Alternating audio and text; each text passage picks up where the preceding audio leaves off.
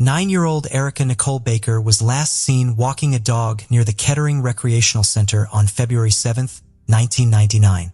Erica's parents were divorced, and she spent most of that day with her father, Greg Baker, in their hometown of Kettering, Ohio.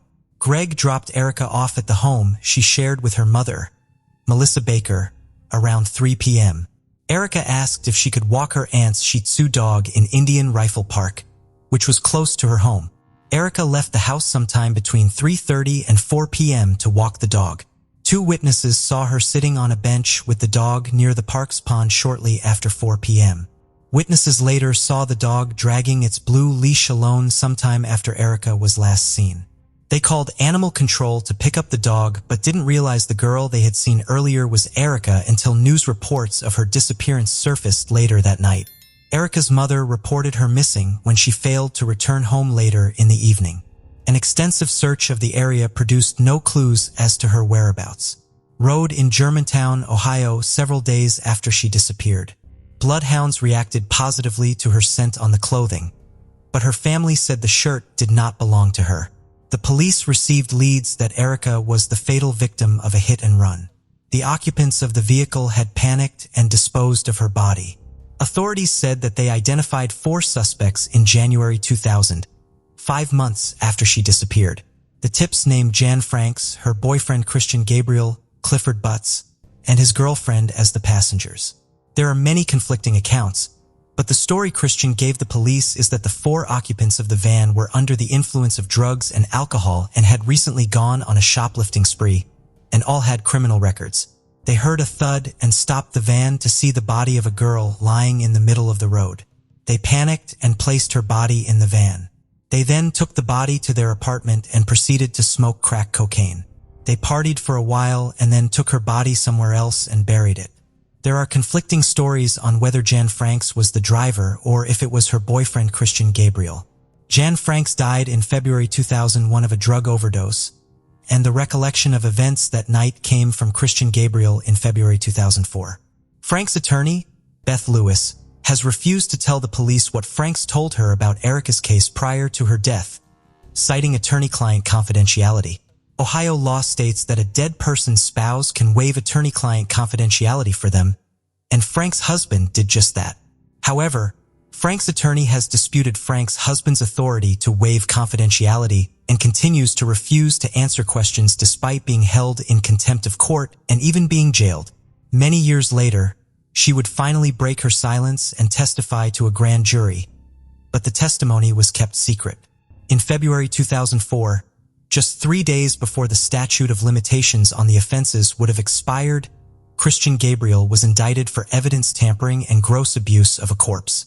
The grand jury had the option of indicting him for a range of offenses, such as aggravated murder and vehicular homicide, but they declined to do so. They also refused to indict Clifford Butts, one of the passengers of the van. There is little information available on Clifford Butts and his girlfriend and the amount of participation, if any, in Erica's death. Prosecutors stated they believe Christian was driving the van, which struck and killed Erica on Glengarry Drive near the Kettering Recreation Center, and he buried her body in Cedar Creek State Park to cover up the crime, which is a very large area of land. Many people believe that he said that Jan was the driver because she is no longer alive to defend herself, and he wants to use her as a way to stay out of trouble. Christian led authorities to various places where he said he had buried Erica's body, but nothing was ever discovered in any of the locations, and investigators stated they were not going to search again for her remains unless they found more evidence indicating where she was. Christian pleaded not guilty to the charges and maintains his innocence in Erica's disappearance and has stated his confession was false and he felt pressured by the police to confess and was fed the information. Nevertheless, he was convicted of evidence tampering and gross abuse of a corpse in connection with Erica's case in October 2005 and sentenced to the maximum term of 6 years in prison. He was released from custody in June 2011. Does Christian not remember exactly where they buried her body because they were also wasted? Or has he been purposely deceptive so that her body will not be found and he will not be charged with murder? None of the suspects have ever been charged with murder due to a lack of evidence. Erica's body has never been located, and her family still seeks justice. As of today, her case remains unsolved. Before we dive in, don't forget to subscribe to our new channel, where we uncover captivating and chilling cold cases that will keep you on the edge of your seat. You won't want to miss the twists and turns we have in store. Let's continue. On April 24, 1981, a female body was discovered alongside Greenlee Road in Troy, Ohio. The female was found wearing blue jeans and a fringe buckskin jacket with a Native American design. The coroner at the time concluded she died from strangulation and blunt force trauma to the head. Investigators determined she had only been dead a few hours when the body was found. However, they were not able to identify the body, and due to the fringe buckskin jacket she was wearing, they labeled her the Buckskin Girl. In February 2001, the Miami Valley Regional Crime Lab in Ohio was able to generate a DNA profile using the unidentified victim's blood from a sample that had been in storage since 1981. They uploaded the DNA into a public genealogy database. The company they used worked similarly to the way consumer companies such as Ancestry.com work to track a person's lineage. Big companies like Ancestry.com don't allow nonprofits the use of their massive database, which can hold millions of DNA samples. The company they chose had a fraction of the DNA samples. However, a match was found. They were amazed that a match was found, considering the size of the database was so small. Now that they had a sample of DNA from the unidentified female, they were able to generate a sketch of her face, hoping to finally identify the Buckskin Girl. When they released the sketch, they received over 2,000 tips, but all of them led to a dead end. Speculation started swirling around the possibility of a serial killer, but no proof of this was ever found. It would be 17 years after the sketch was first released, but on April 11, 2018, she was finally identified as Marcia King, a 21-year-old girl from Little Rock, Arkansas. The reason they had so much trouble identifying her was that she was never reported missing by her mother. Her mother thought her daughter was alive and would return home one day, and therefore, she kept the same phone number and lived at the same address all these years. To this day, investigators continue to look for King's killer and for the reason King was in Miami County in the first place, which continues to remain a mystery.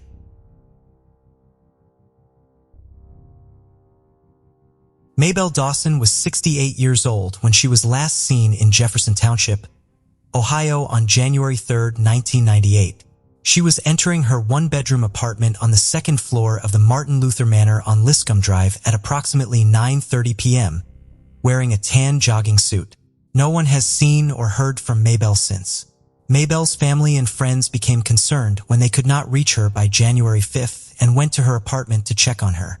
Nothing was out of place in her apartment, and there were no signs of forced entry.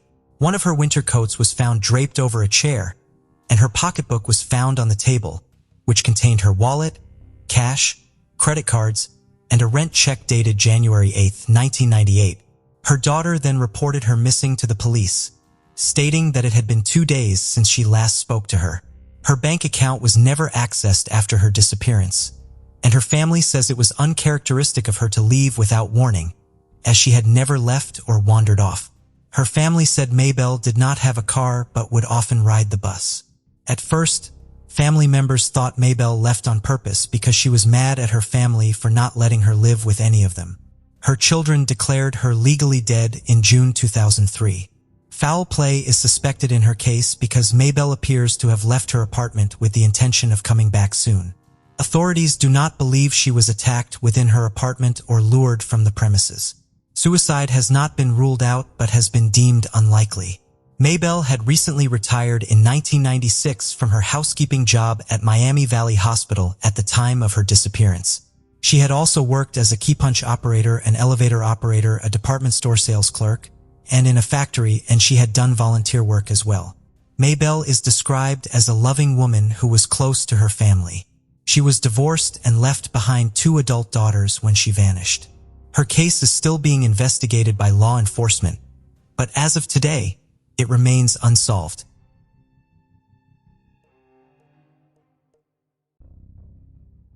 Patricia Atkins, or Patty, was last seen leaving work at the Honda of America automotive plant in Marysville, Ohio, where she worked as a supervisor.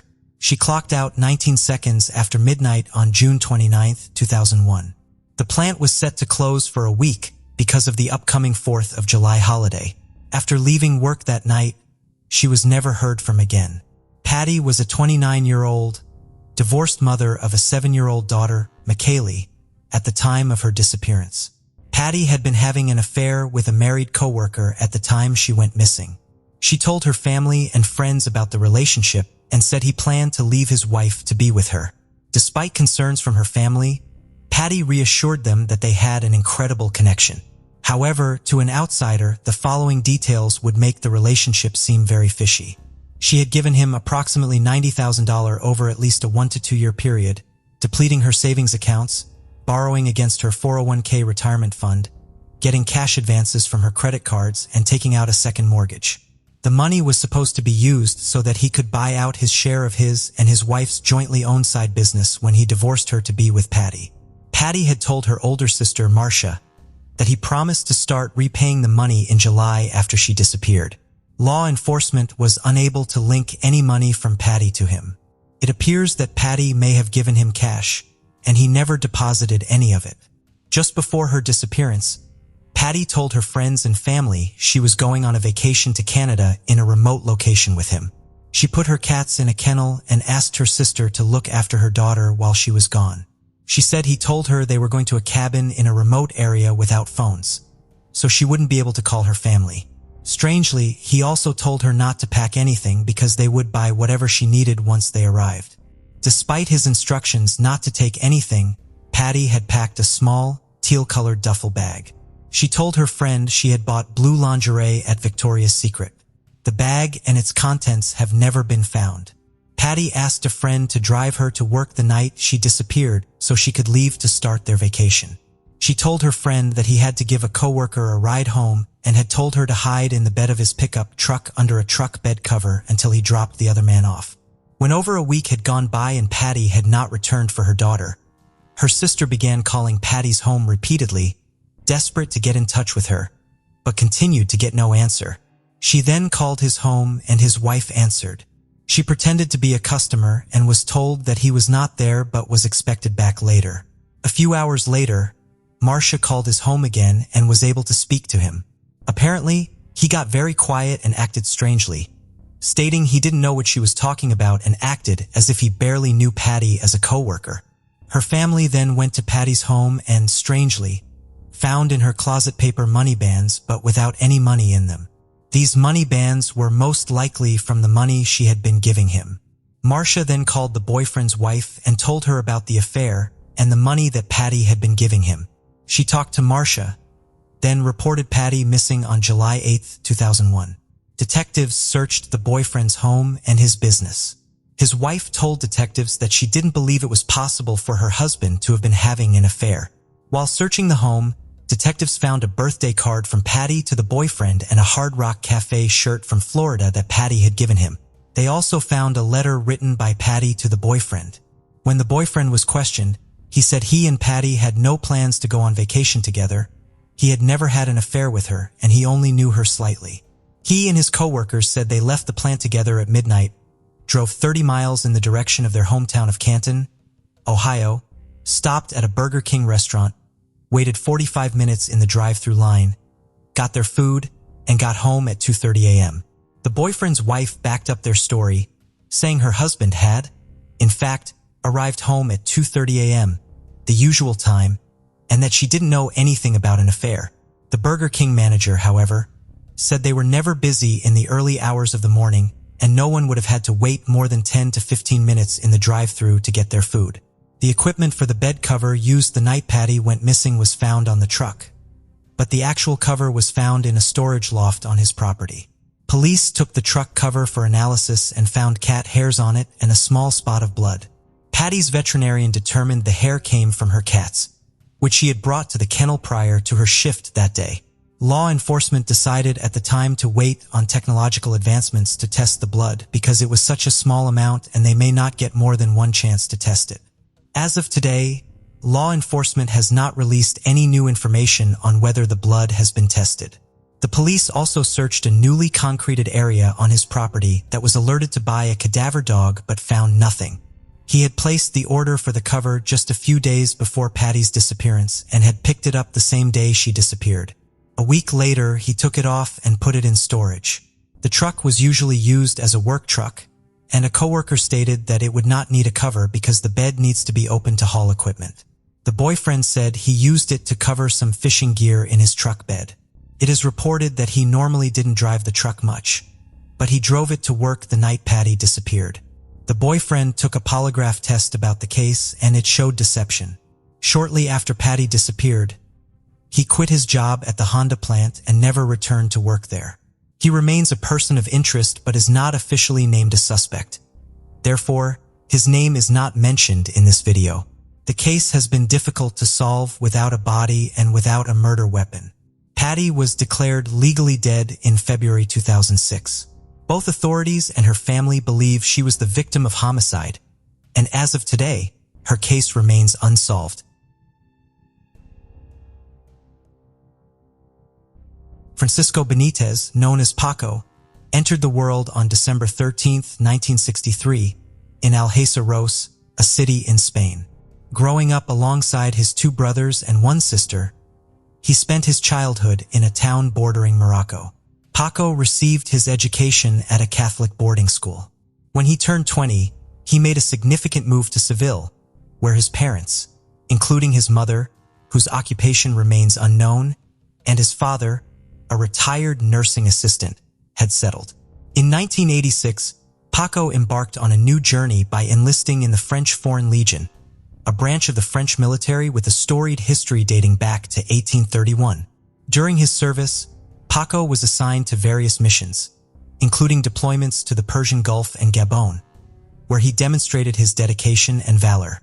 In recognition of his service, he was honored with the Cross of War and the Military Medal.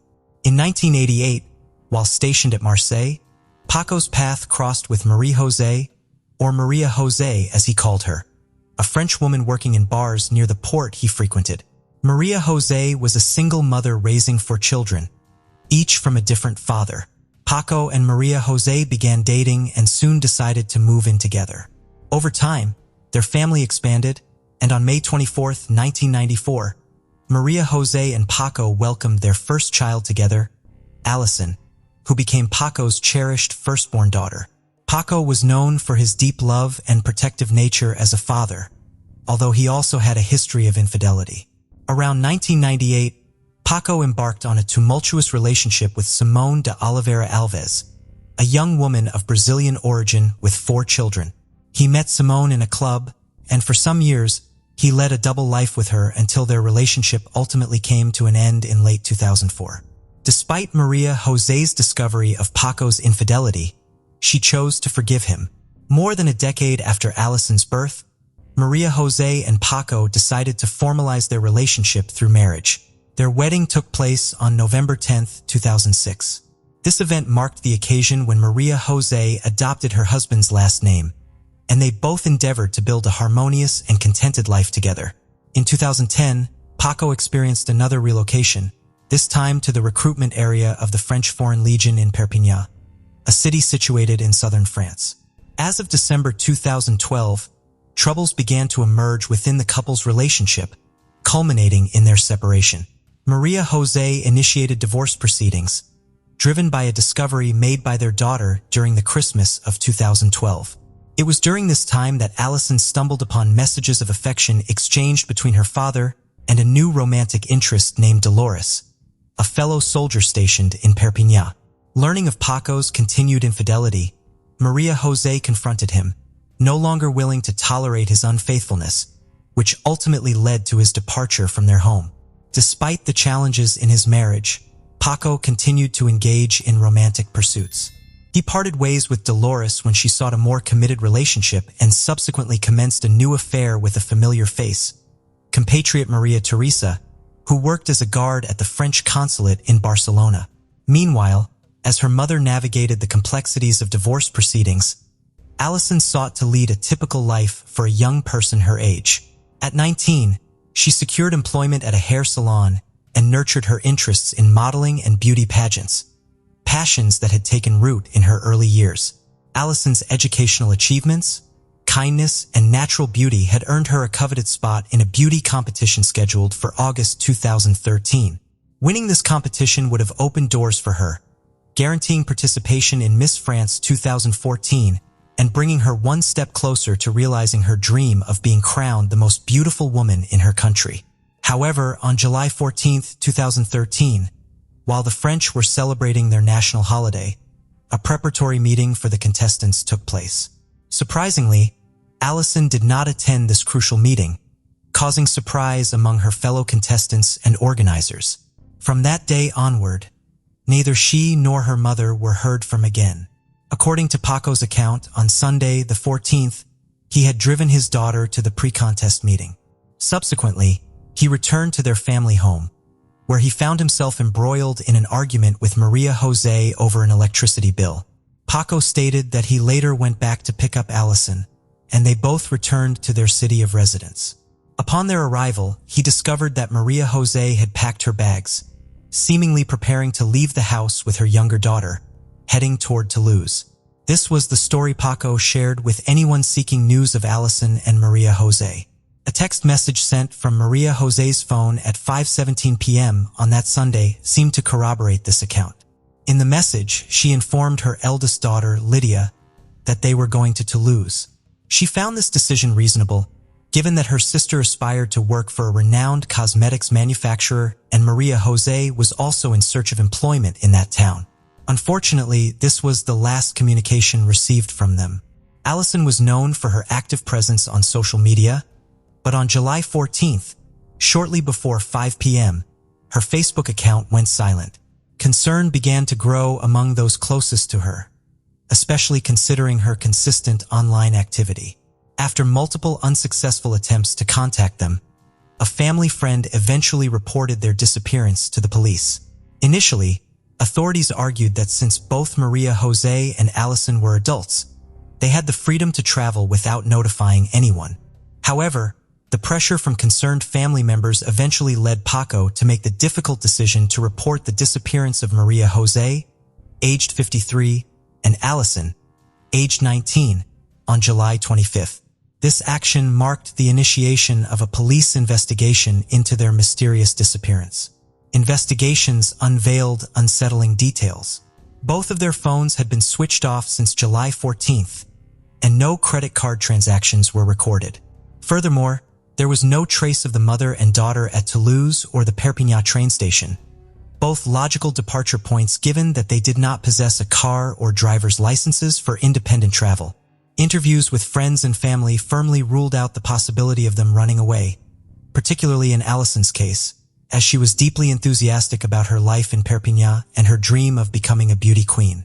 A delegate from the Miss France committee shared in an interview that participating in the competition had been Allison's dream and she had been highly motivated. She also recounted how Allison would frequently call for advice on what to wear in the days leading up to events. Additionally, she emphasized Allison's punctuality and her habit of notifying them if she was running late, making her sudden absence without explanation all the more perplexing. The investigation naturally focused on Paco, as he was the last person known to have seen them alive. Compounding his situation, the ongoing issues with his ex-partner and revelations of his double life made him the prime suspect. Media coverage of the case intensified, and the French public became engrossed in the unfolding mystery. Journalists crowded the street where the family's house was located, and passers-by didn't hesitate to direct accusations at Paco.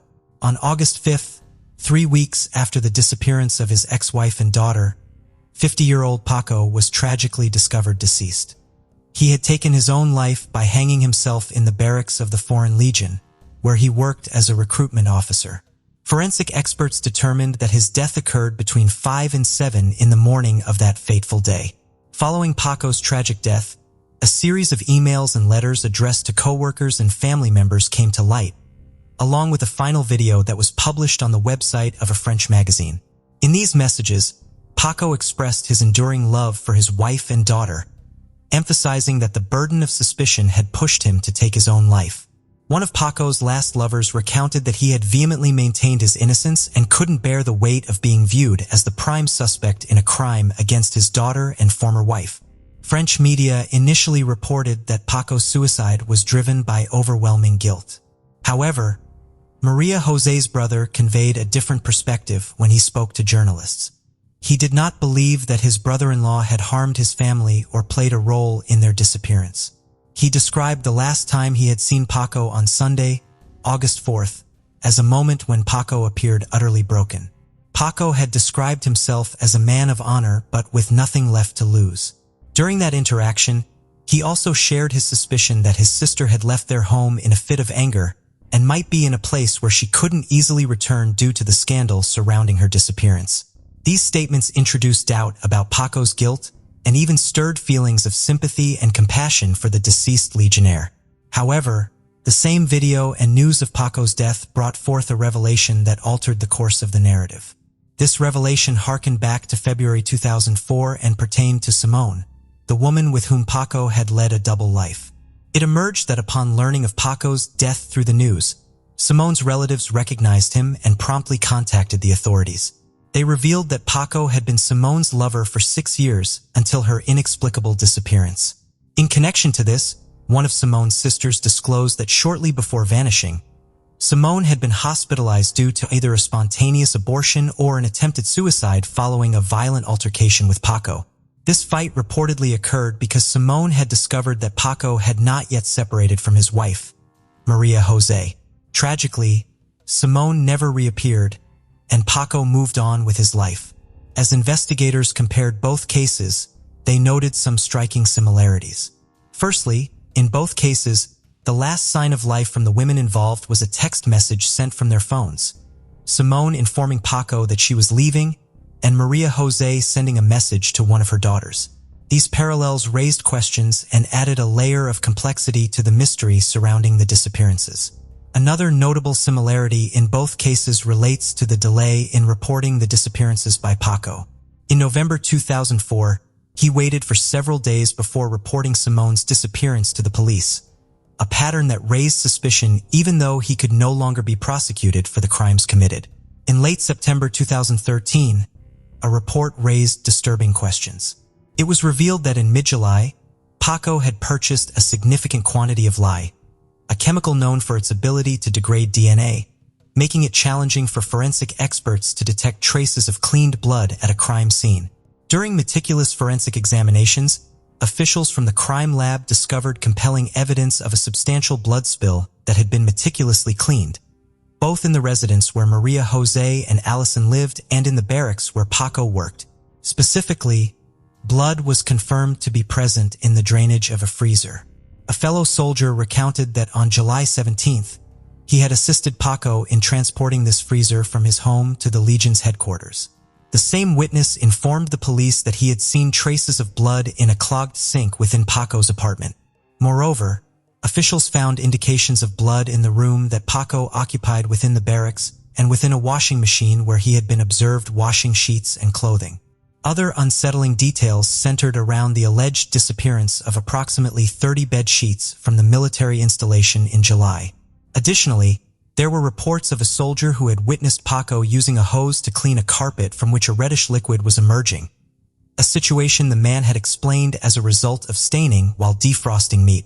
Despite the high hopes generated by these revelations, the police faced difficulties in conclusively establishing the connection between Allison's DNA and the traces of washed blood or determining whether it resulted from the young girl's contact with the analyzed items. However, her mother's blood DNA was found in the family washing machine.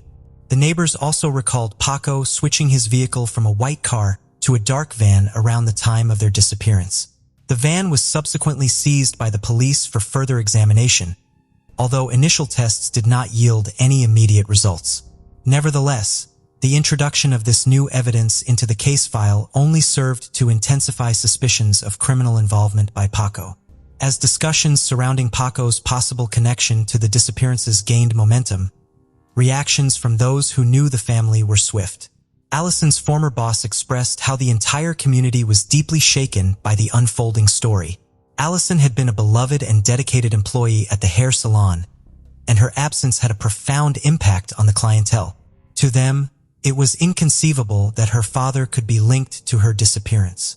An unnamed family member told French media that Allison had been actively trying to understand the true nature of Paco.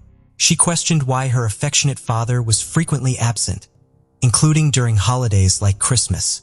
She even harbored suspicions that her father might have had a double life with another family elsewhere and was possibly tracking one of his lovers on the internet. These revelations added layers of complexity and intrigue to the already perplexing case. Maria Jose's brother, whom we've mentioned previously, shared the ongoing anguish that his family endured 5 months after that fateful July 14th. He revealed that their desperation had not subsided since the beginning of the ordeal. He described how his life had come to a standstill, often disrupted by sleepless nights where he would turn to his computer in search of answers. He also expressed deep concern for his nephews, Maria Jose's other children, who had essentially been raised by Paco and affectionately referred to him as Dad. In contrast to his initial impressions after the disappearances, he stated that all the elements of the investigation seemed to point toward Paco as the primary suspect in the eyes of his family. However, he acknowledged that the evidence incriminating Paco was not sufficient to definitively prove that he had murdered Maria Jose and Allison. On the other hand, he remained open to the possibility that Paco might have had an accomplice. This theory arose from the last message allegedly sent by Maria Jose, which was written in impeccable French. He believed it couldn't have been Paco's work, as he struggled with the French language and had poor writing skills. He emphasized that at times when he communicated with Paco, he even had to ask him to rewrite sentences because they were incomprehensible. He vividly remembered Paco as a fiercely protective father who had never exhibited any signs of violence, making it inconceivable to him that Paco could harm his own daughter. He recounted that on the night before Paco took his own life, they spent 2 hours with him, and he appeared utterly devastated, continuously mentioning that he was going to do something reckless. Later that evening, Paco went to have dinner with one of his military colleagues, and when he called him again an hour later, Paco seemed calm. What struck him as very strange was the fact that he had to learn about the disappearances through television on August 1st. In the midst of the turmoil, he reached out to Paco, who explained the disappearance and the supposed journey undertaken by Maria Jose and Allison. Paco reminded him that Maria Jose had left their home for 4 days on a prior occasion. Additionally, Paco apologized for not being in touch and claimed to have lost his contacts. 1 year after Allison and her mother's inexplicable disappearance, the judge in charge met with Maria Jose's brother, who had become the main civil party involved in the perplexing case. In that conversation, Maria Jose's brother was informed that investigations were still ongoing, reigniting a glimmer of hope that someday they might uncover the truth. Following this meeting, Maria Jose's brother candidly admitted that he woke up every morning with the hope of receiving a call informing him that they had been found. Although he had become more cautious and less optimistic over time, he underscored the importance of discovering the whole truth. He had become convinced of Paco's involvement in his family member's disappearance when Maria's DNA was found in the washing machine. He acknowledged that his life had essentially come to a halt since his sister and niece vanished. He dedicated all his time to collecting, comparing, and assembling evidence, driven by an unwavering determination to uncover the truth. Almost 3 years after the mysterious disappearances, it appeared that definitive evidence was within reach, though investigators exercised caution in their pursuit of the truth. During that time, bone fragments were discovered on a secluded beach. The seemingly human bones were stumbled upon by none other than Maria Jose's own brother, who found them inside a plastic bag. He swiftly arrived at the scene after receiving a tip from a witness and immediately alerted the authorities. 5 investigators from the judicial police were tasked with conducting excavations, with the presence of a forensic doctor who played a crucial role in extracting the bones. The discovery prompted the investigation to determine the causes of death. The police announced that DNA analysis would be conducted in the following days, but the expected resolution did not materialize. The family's lawyer held a strong belief that these remains belonged to the 2 missing women. His conviction was grounded in the fact that shortly after their disappearance, It was determined through the location data of his cell phone that Paco had been in close proximity to the location where the bones were discovered. Indeed, in the months that followed July 2013, exhaustive searches had been carried out in that expansive sandy area, all to no avail. The most recent information regarding this enigmatic case dates back to the year 2021, indicating that the bodies of Maria and Allison had still not been located. The family's lawyer, in his assessment, contended that the case had been mishandled from the very beginning.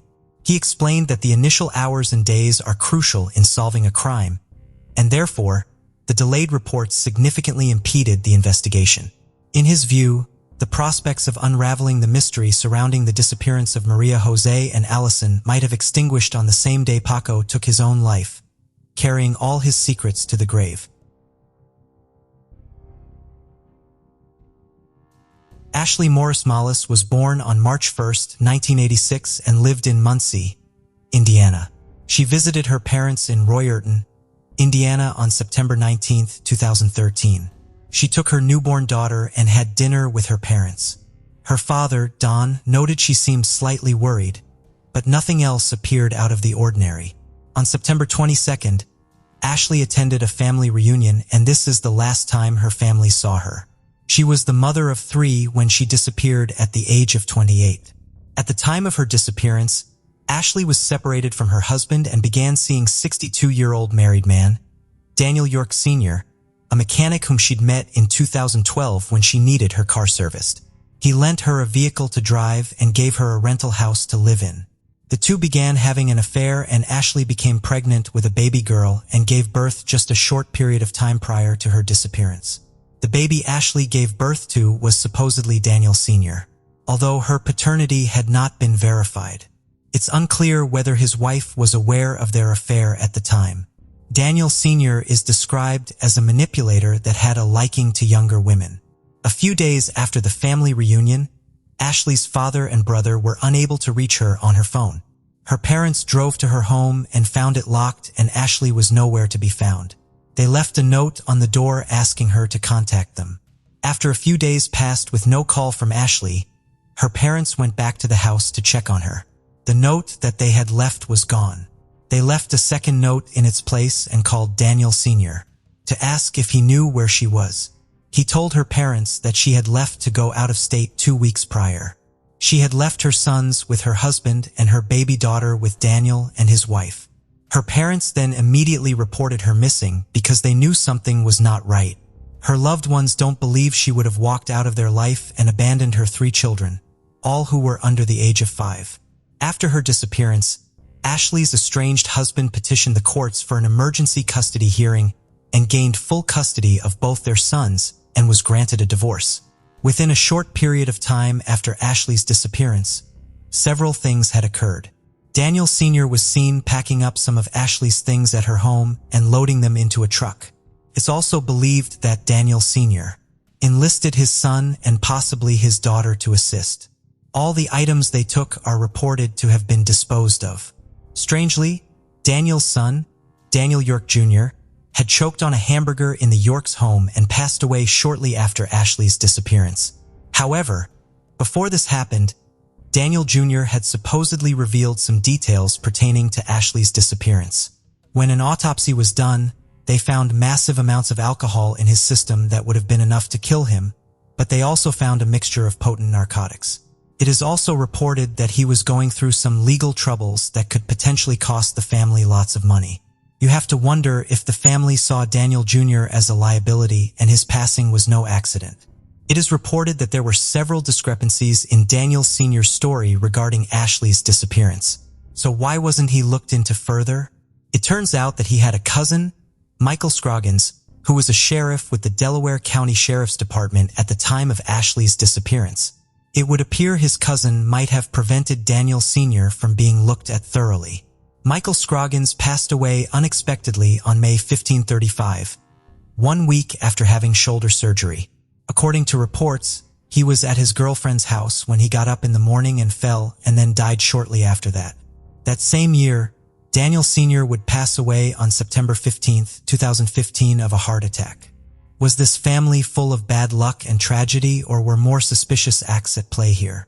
Before Daniel Sr.'s death, his wife, Sheila, and him had moved to Florida, taking the baby girl with them.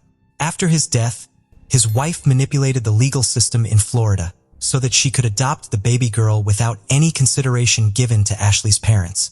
Her parents have not been able to see or contact their granddaughter, nor were they given the option for legal custody, although they are her legal biological grandparents. Interestingly, Daniel Sr. was also considered a person of interest in the death of 22-year-old Heather Music, whose body was found in a burned-out hotel room at the Budget Inn in Daleville, Indiana on November 17, 2010. Daniel had rented the room, and after his initial police interview, he lawyered up and refused to speak with investigators any further. He was never charged in her case, and her murder remains unsolved, and he was also never charged with Ashley's disappearance. Understandably, the families are frustrated and want answers. They want to give Ashley a proper burial, as she is believed to be deceased. They also want their granddaughter in their lives and for her to grow up with her family. Her family will not give up on getting justice, and as of today, the case remains unsolved.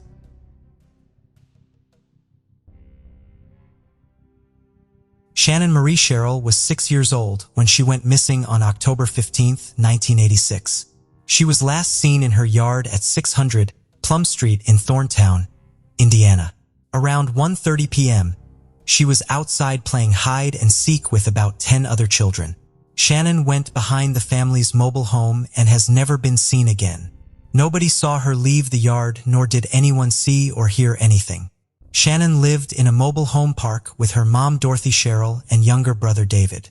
She was a kindergarten student at Thorntown Elementary School. At the time that she went missing, she was an extremely shy child. She was wearing a white or yellow sundress with a blue trim, but had no socks or shoes on.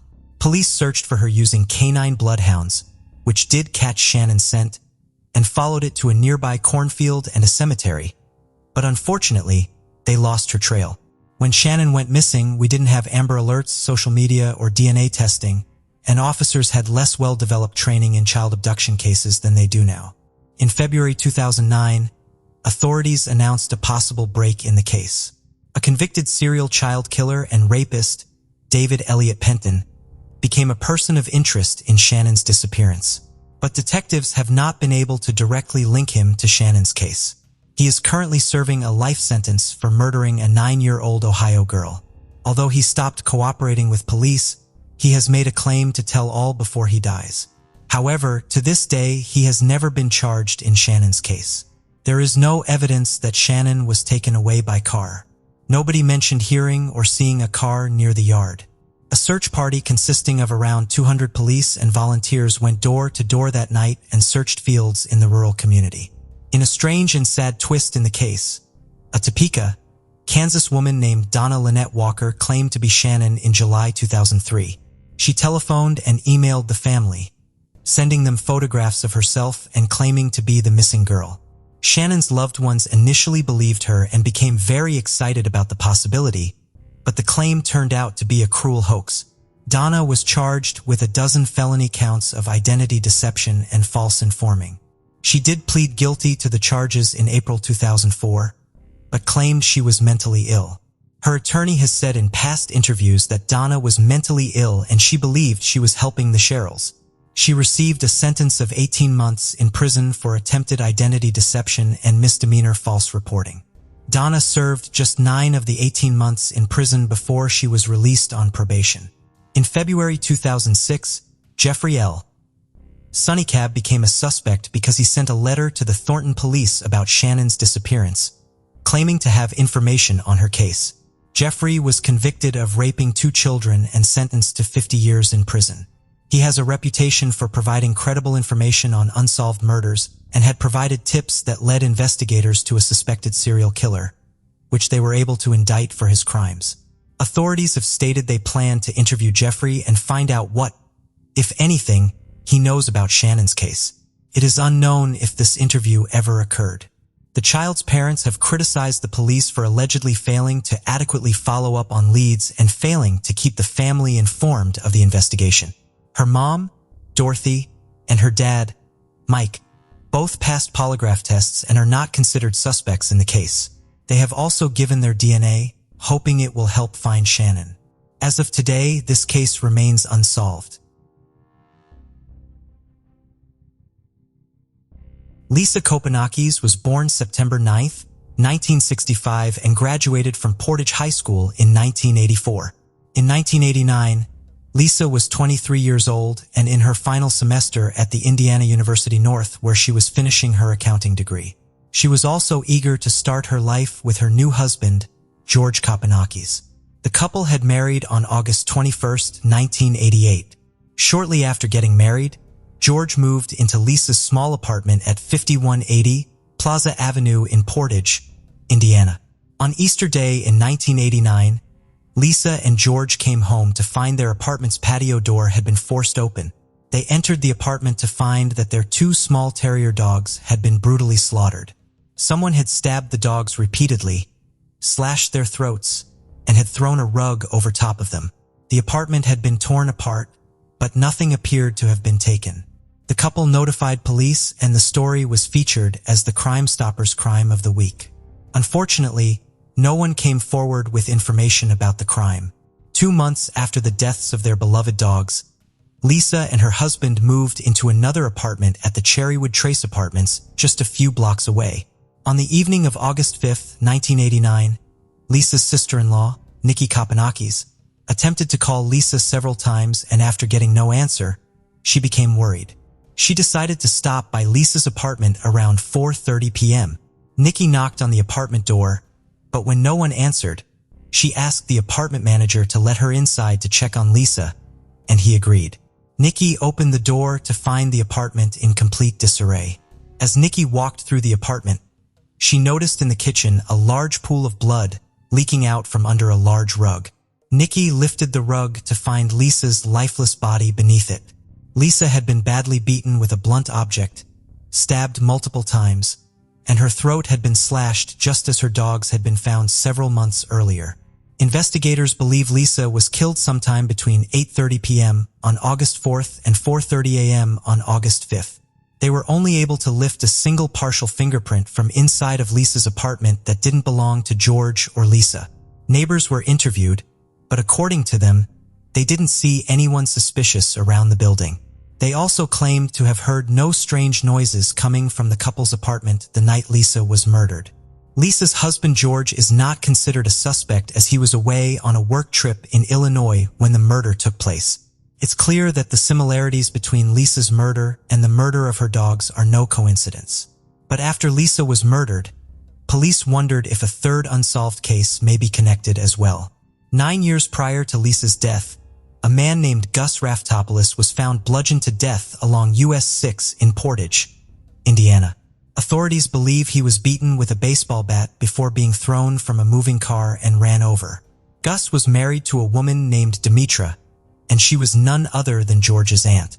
Police reopened Gus's case but never confirmed if the two cases were related.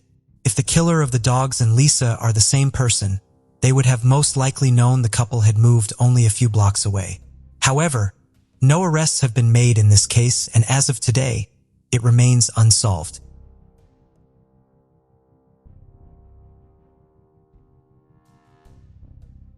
On July 24, 2006, Blake Dickus was finishing up a week spent with his dad Sean and stepmother China. 10-year-old Blake was excited about returning to his mother Christina Dickus that day as she had plans to take him to a movie. China agreed to drop Blake off at his grandmother's, Carol Whitmore's, home. His mother said she would then pick him up from there and take him to the movie. Blake's father, Sean Dickus, had been married to China for just 3 years. The couple had recently returned from a mission trip to El Salvador earlier that summer and had just moved into their new home 1 month prior. According to Sean, China loved Blake as if he were her own, catering to his every need. China also had a good relationship with Christina and would occasionally turn to her for maternal advice. Sean worked only minutes from the home in Franklin, Indiana. On July 24th, Sean arrived at their home on Aberdeen Drive at 12:45 p.m. to have lunch as usual. He left an hour later to return to work. In the meantime, Christina received a phone call from Carol where Christina learned that China failed to drop Blake off as planned. Carol called both China and Sean several times, but there was no answer on either line.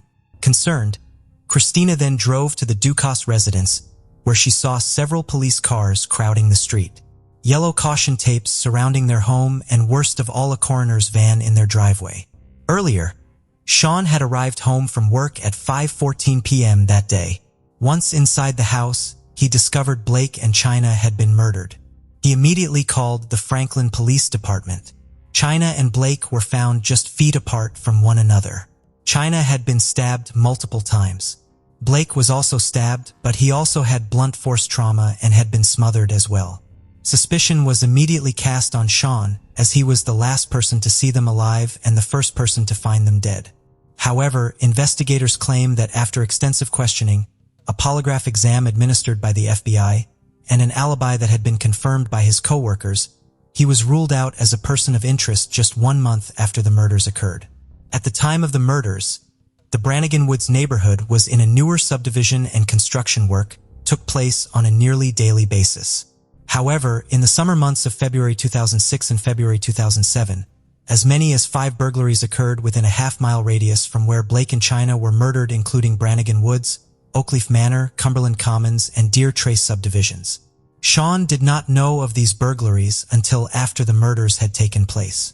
The same day as the murders, another home on the same street as the couples was also burglarized. Each break-in had the same hallmarks. A T-shape was cut into a window screen. The burglars were not seeking high-dollar items such as electronics, and often instead took more insignificant items such as food from the fridge, coins, a Tupperware pitcher with lemonade, and a class ring. Every robbery occurred during June and July of February 2006 and 2007 in the daytime, and only Monday through Friday. Investigators told the media when releasing these details that we could very well solve the murders if we could solve these burglaries. There have been hundreds of tips, thousands of interviews have been conducted. Investigators routinely follow up on tips and any leads they receive, and billboards asking for information keep the case fresh in people's minds. A 2x4 with traces of blood on its end was found within the home, but investigators have not publicly stated whether it was left there by the perpetrator or if it had been within the household already. At one point, investigators thought they had a lead in the case when 2 detectives were sent to Florida because an inmate wanted to confess to the crime. Once they got there, they realized he was already doing a life sentence and wanted to be in an Indiana prison with air conditioning. Because investigators have withheld certain information, they were able to determine that he was not a suspect in the investigation. Experts the police have worked with, including the FBI, seasoned homicide detectives, and the VDOC Society, which helps solve crimes, have said that this is likely a local event, meaning this wasn't a serial killer traveling the country. The killer or killers spent time in the area. Franklin Police Detective John Borges would say they may have lived there for a while and could even still live there now. This case continues to be investigated, but as of today, it remains unsolved.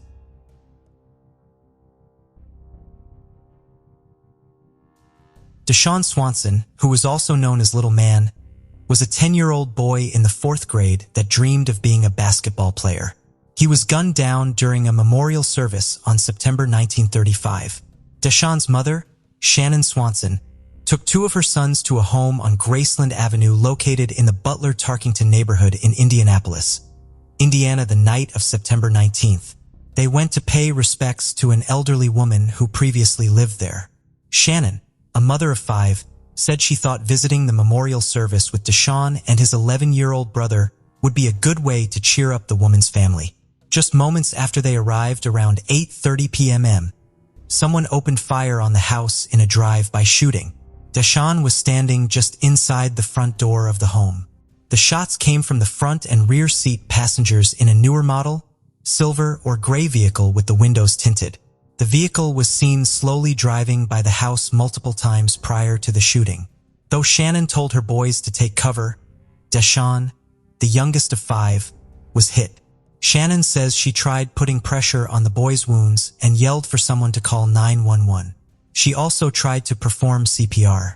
Though an ambulance rushed Deshawn to the local hospital, he did not survive and unfortunately passed away. The shooting injured 3 others, including a 16-year-old boy. He and the other victims, a 36-year-old man and a 56-year-old man, sustained non-fatal injuries to their limbs. The motivation for firing upon the Graceland Avenue home remains unclear, along with whom, if anyone, the shooters were targeting. According to investigators, the home had been the target of a previous narcotics investigation, though officials could not say whether the shooting was connected to that case. Zelma Hutchins, the woman whose memorial service was being held that night, was not listed in police reports as a target of those investigations. Unfortunately, no one has ever been arrested for the death of Deshawn Swanson. Police believe a gang turf war led to the deadly shooting. Deshawn's mom, Shannon, stated in September 2015, "They took someone very special to our family, and they need to turn themselves in, and they need to pay for what they've done to my family." As of today, the case remains unsolved.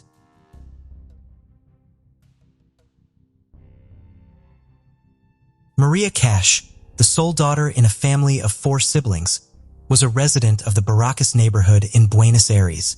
She was born on December 5, 1981, and enjoyed a blissful childhood with her parents, Federico and Maria del Carmen, along with her brothers Maximo, Patricio, and Santiago.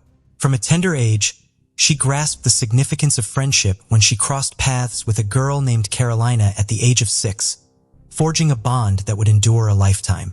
Subsequently, during their 3rd year of high school, Maria and her best friend Carolina welcomed another addition to their circle, Mariana, who seamlessly became an inseparable part of their group. Maria's social circle was characterized by its quality rather than quantity. Although she maintained amicable relations with her family, she bore the reputation of a rather solitary individual. Even when surrounded by people, she possessed the unique ability to disconnect and revel in solitude. As she matured and gained more independence, whenever she yearned for solitude, she would simply decide to retreat in a coastal city in Argentina known for its pristine beaches, distinctive architectural beauty, and abundant pine forests. Upon arriving, she routinely switched off her cell phone, leaving her friends and family without news of her for several days. Maria developed her talents as a designer and took charge of selling the clothing she crafted.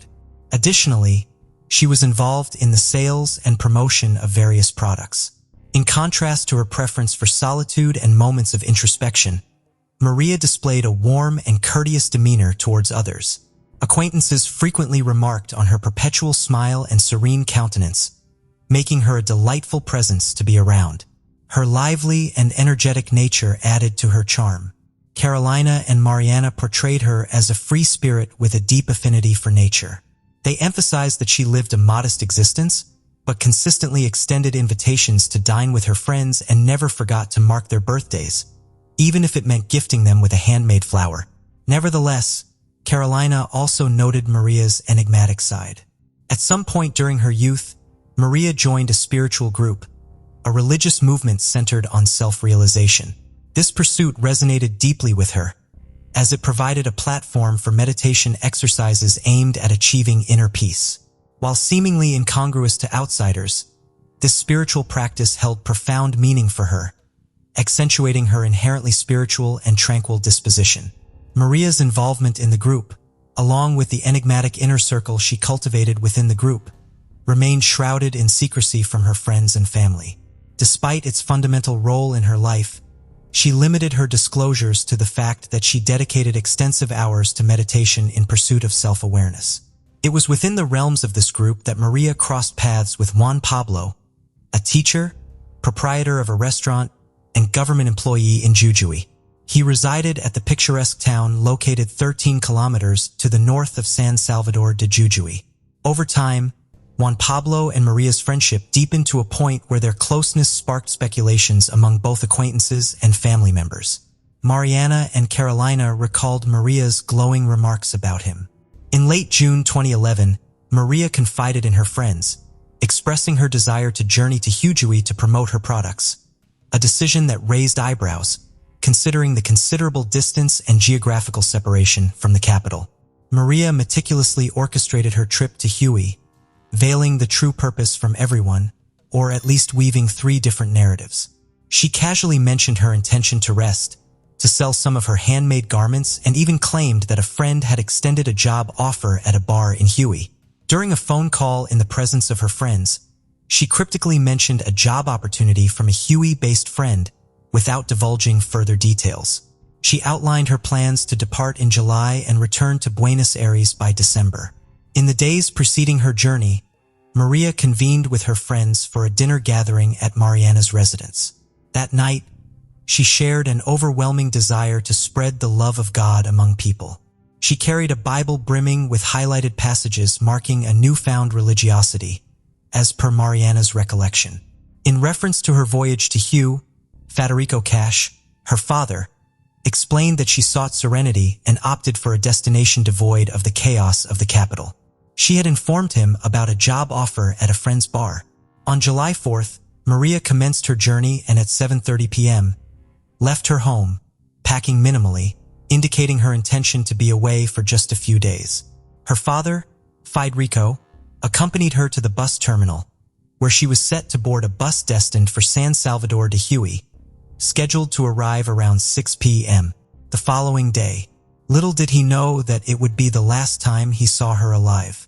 Somewhere along the journey, an event occurred that remained shrouded in ambiguity to this day, lacking clarity in its entirety.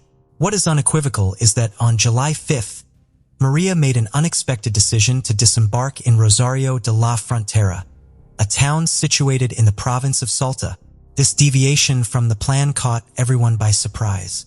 In subsequent communications with her family and her friend Juan Pablo, she vaguely alluded to her discomfort with certain fellow passengers, citing an unpleasant experience during the bus ride. However, she refrained from disclosing the true nature of the situation. Standing by the roadside, Maria resorted to hitchhiking and ventured southward until she reached Santiago del Estero. None of these detours aligned with her original itinerary. Nevertheless, after reconnecting with her friend, Juan Pablo, and disclosing her financial predicament, she resolved to resume her journey. He generously offered to purchase her a bus ticket online, enabling her to continue her voyage to Huey. Juan Pablo's sister answered the call, informing her that he was occupied with work and couldn't personally pick her up. Instead, she suggested taking a taxi with the assurance that they would cover the fare upon her arrival. Subsequently, all communication with Maria ceased. When Juan Pablo returned home, he found her absent. At approximately 4:30 a.m., he sent her numerous messages urging her to either visit her grandmother's house or one of his own restaurants. He provided detailed addresses and insisted on covering the taxi fare, but received neither a response nor her arrival. Around 2 p.m., the young woman was spotted once more, attempting to hitchhike along Route 34.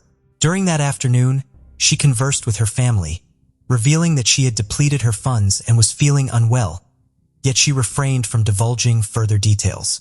On the night of July 6th, she was captured on video passing through a toll booth. Notably, she was without her suitcase but carried a backpack.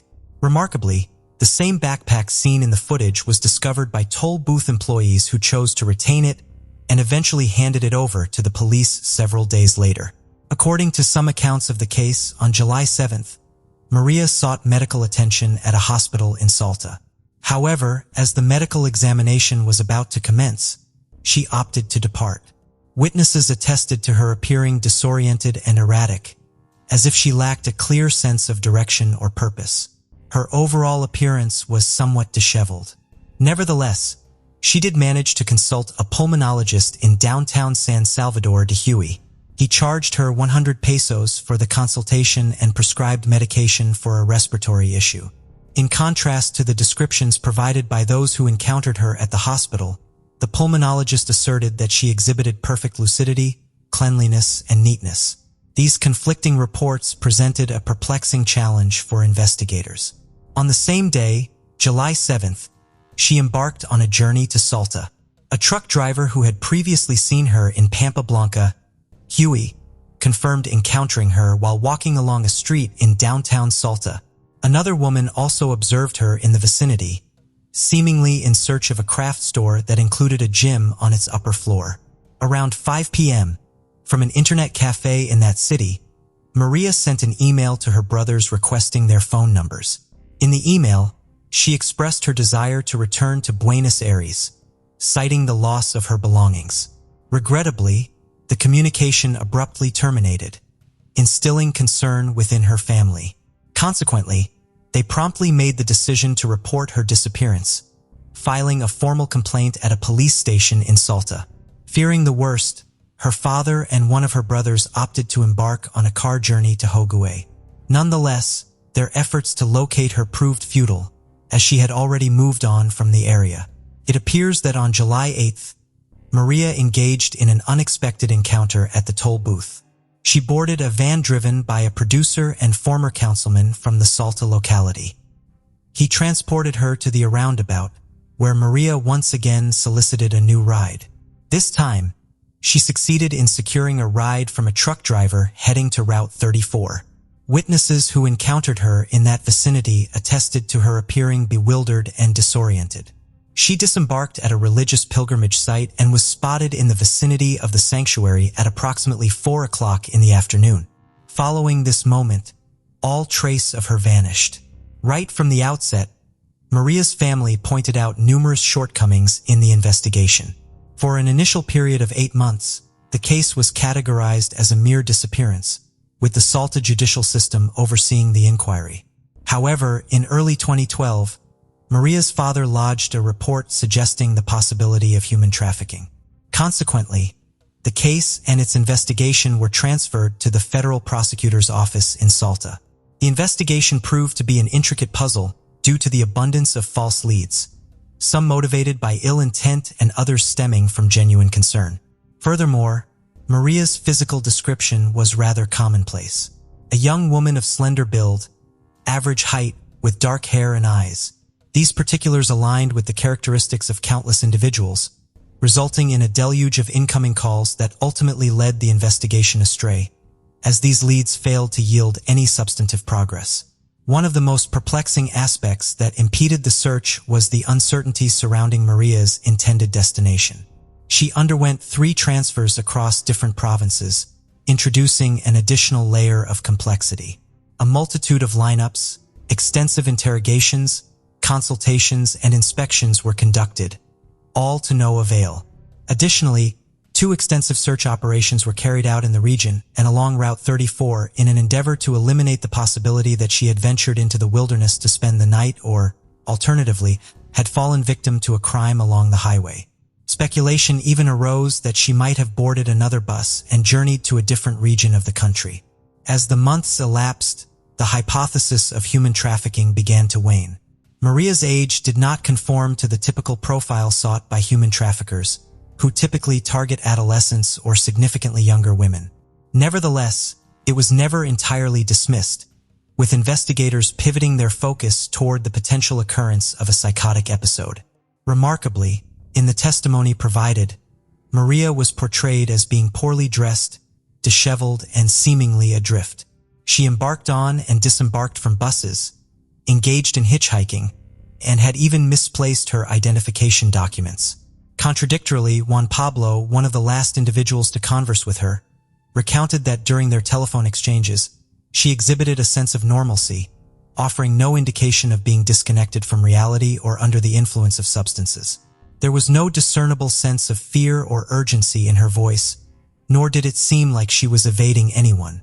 He emphasized that their conversation flowed like any ordinary exchange between friends.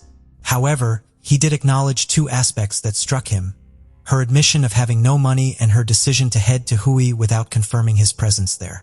He described Maria as an exceptional person, noting that he had never known her to grapple with substance dependencies. He expressed astonishment at her sudden visit to Hue because they had lost touch for a considerable period, and out of the blue, she called to inform him of her presence there. Simultaneously with the official investigation, Maria's family pursued their search independently. They frequently voiced their frustration with the sluggish pace of the police investigation and the lack of tangible progress.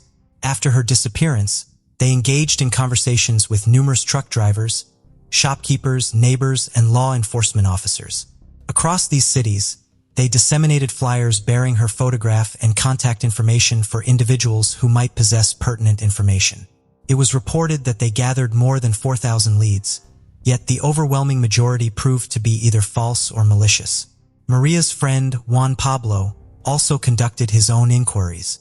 They come through police stations, private clinics, public hospitals, and forensic facilities. The police conducted extensive searches and explored numerous theories, yet with time, most of these leads were discounted. Maria's friends even contemplated the possibility that she might have experienced a psychological episode during which she lost self-recognition, track of time, or fell victim to drugging followed by abduction. Nonetheless, these notions remained firmly within the realm of conjecture due to the absence of concrete evidence. Within this context, it is noteworthy that the relentless search conducted by the Cash family did not go unrewarded. While it did not yield Maria's whereabouts, it did lead to the discovery of other women who had fallen prey to criminal organizations engaged in human trafficking. These women had been ensnared in various locations and were ultimately rescued, thanks to the Cash family's endeavors in sharing their stories with the authorities. Amidst this unyielding pursuit, tragedy befell the family once more. In 2014, during one of their numerous journeys across the country in pursuit of any trace or lead, Maria's father tragically lost his life in a traffic accident in La Pampa. He had ventured there to distribute flyers bearing his daughter's visage. Several weeks following his passing, his wife received a phone call that rekindled her determination, faith, and optimism to continue the fight. Pope Francis extended his condolences for her husband's demise, expressing his heartfelt sorrow. In response, she wrote a letter of gratitude, wherein she conveyed how the Holy Father's compassionate words had filled her heart with love and rekindled the faith and hope that had dwindled from her life nearly 3 years earlier, alongside the disappearance of her daughter. Following Maria's father's tragic passing, his children persisted in their quest to locate Maria. Yet, as is often the case in disappearance investigations, they appeared trapped in a labyrinth, devoid of new leads to guide them. Then, in 2018, a significant development emerged when human remains, including a skull, were discovered in the Bolivian city of Oruro. There was hope that these remains might provide answers about the fate of the young designer, and this possibility garnered extensive media coverage. However, subsequent DNA analysis conclusively ruled out any connection to Maria. The Salta judiciary confirmed that the DNA extracted from the recovered remains did not match that of the Cash family, whose samples had been collected in Salta. Consequently, the mystery surrounding Maria's disappearance persisted, much like it did at the outset of the investigation. In that same year, 2018, a woman named Julia came forward, alleging physical abuse and cruel treatment and implicating her ex-husband, a prison guard, in Maria's disappearance. She claimed to have witnessed Maria alive and held captive within a human trafficking network, at least until 2013, 2 years after her initial disappearance. Julia's attorney stated that, according to his client's testimony, these women were confined in a piece of land with rented infrastructure. While this lead was diligently pursued, it too failed to yield the discovery of Maria. The subsequent year, in September 2019, as part of this renewed investigative approach, search operations were conducted in an area known as Las Palomitas in Salta, based on information provided by an anonymous witness. Regrettably, these searches produced no results that could advance the investigation. In November 2020, forensic experts released an updated image of Maria Cash, employing age progression techniques. The intention behind this effort was to assist in her potential identification and to prompt new leads. Maria's family expressed hope that this initiative would yield fruitful results. However, once more, these endeavors proved unfruitful. In a succinct recapitulation of the case's progression in 2023, certain Argentine media outlets revisited the topic of Maria's disappearance. They underscored that during the early years of the search, numerous leads were pursued and a plethora of hypotheses were formulated. However, as time passed, these trails gradually dissipated and the prospects of locating her dwindled. Nonetheless, the authorities remained steadfast in asserting that the search had never been abandoned.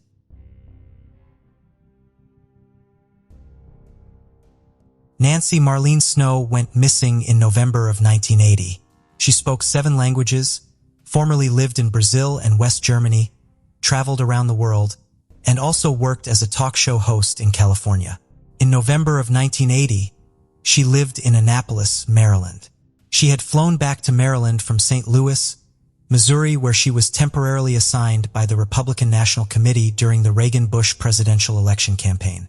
During the election, she was a fundraiser for the campaign to elect Gene McNary for senator. On the evening of November 5, 1980, one day after Ronald Reagan was elected president, she attended a private party in Baltimore. Nancy reportedly spent the night in a hotel in Baltimore after the party was over and had breakfast with the man who hosted the party and whom she had dated during the campaign. The man stated she waited with him in his car until her temporary house sitter picked her up. A witness would report that when her house sitter arrived, he was driving a different type of car than Nancy's turquoise VW convertible. He stated that she told him she planned to drive to Connecticut the next day. However, the family could make no sense of this Connecticut detour because they had been told by Nancy by phone the night before and by letters and postcards that she was exhausted after being on the campaign trail for 2 months and could not wait to get back to her Annapolis apartment and relax and catch up. After getting in the vehicle with her house sitter, she was never seen again. Her house sitter, Paul T. Collins III, who goes by Tom, later stated that he drove her to her Annapolis home and she went out to McGarvey's, a local Irish bar, for a drink. When she returned, she said she met a boat captain named Captain J who told her he was driving to Fort Lauderdale, Florida that night to pick up a yacht and then deliver it to either the Bahamas or U.S. Virgin Islands. Nancy stated Captain J had hired her to help crew the boat and she would be back by Christmas. She told Tom to use her checkbook to pay bills while she was gone. Tom claims he saw her get into a white van and leave, but he could not remember the boat's name, any contact information, or what the captain looked like. Her loved ones found Tom's story very suspicious and stated that she was a devoted mother and a very responsible individual who would be unlikely to leave with a stranger without telling her family where she was going. They said she would also never leave her checkbook in the care of a person she did not know. She called or wrote her daughters every day before her disappearance and would have never left town without calling her family to inform them of such a huge decision. She also left behind the majority of her personal belongings, including her boat shoes, makeup, and jewelry. Tom said she only packed one bag and took $1,000 in cash. When she missed her daughter's 16th birthday, family knew something was very wrong. Her oldest daughter reported her as a missing person in January 1981. Nancy was divorced and her daughters lived with their father. Tom wrote checks to himself and for bills using Nancy's checkbook, forging her signature for 6 months after her disappearance.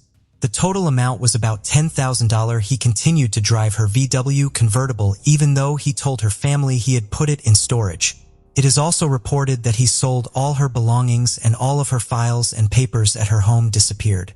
After being questioned by the Annapolis police about Nancy's disappearance in October 1981, Tom left the country for the Bahamas in December before he could be questioned by a grand jury. Warrants were issued for his arrest in connection with the thefts. Nancy's disappearance remains unsolved. There has been no activity on her social security number since her disappearance and she never used her credit cards or withdrew anything from her bank account. Although she had inherited a sum of money shortly before her disappearance, she was declared legally dead in 1985, and as of today this case remains unsolved.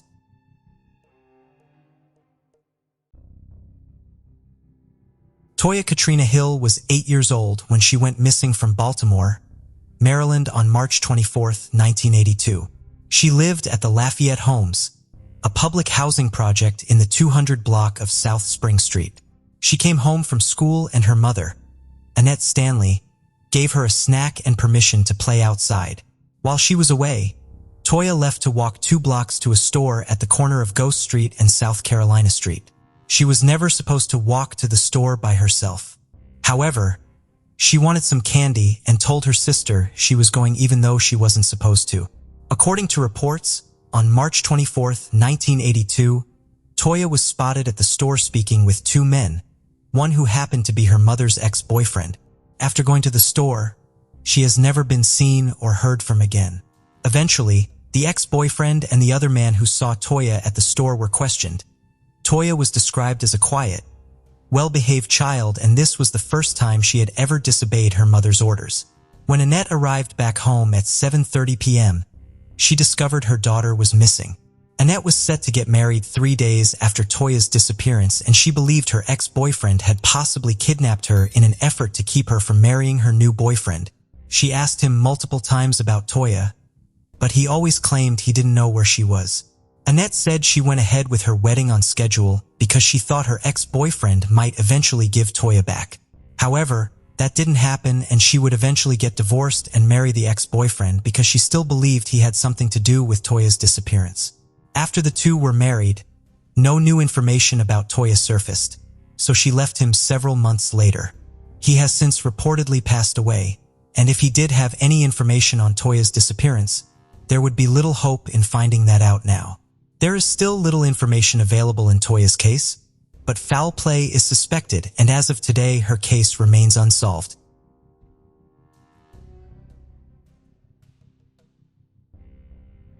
25-year-old Miko Lockxley was found with a single gunshot wound to the chest in the 5500 block of Harper's Farm Road in Columbia, Maryland around 10:20 p.m. on September 3, 2017.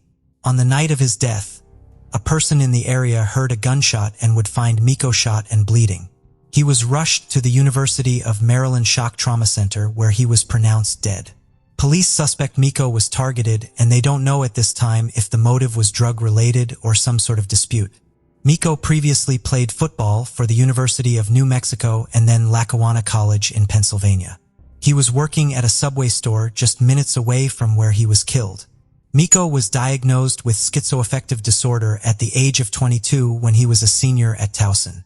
His diagnosis caused hallucinations and symptoms of a mood disorder, such as depression or mania, but could be controlled by medication. His parents state that when Miko took his medication as prescribed, he was better.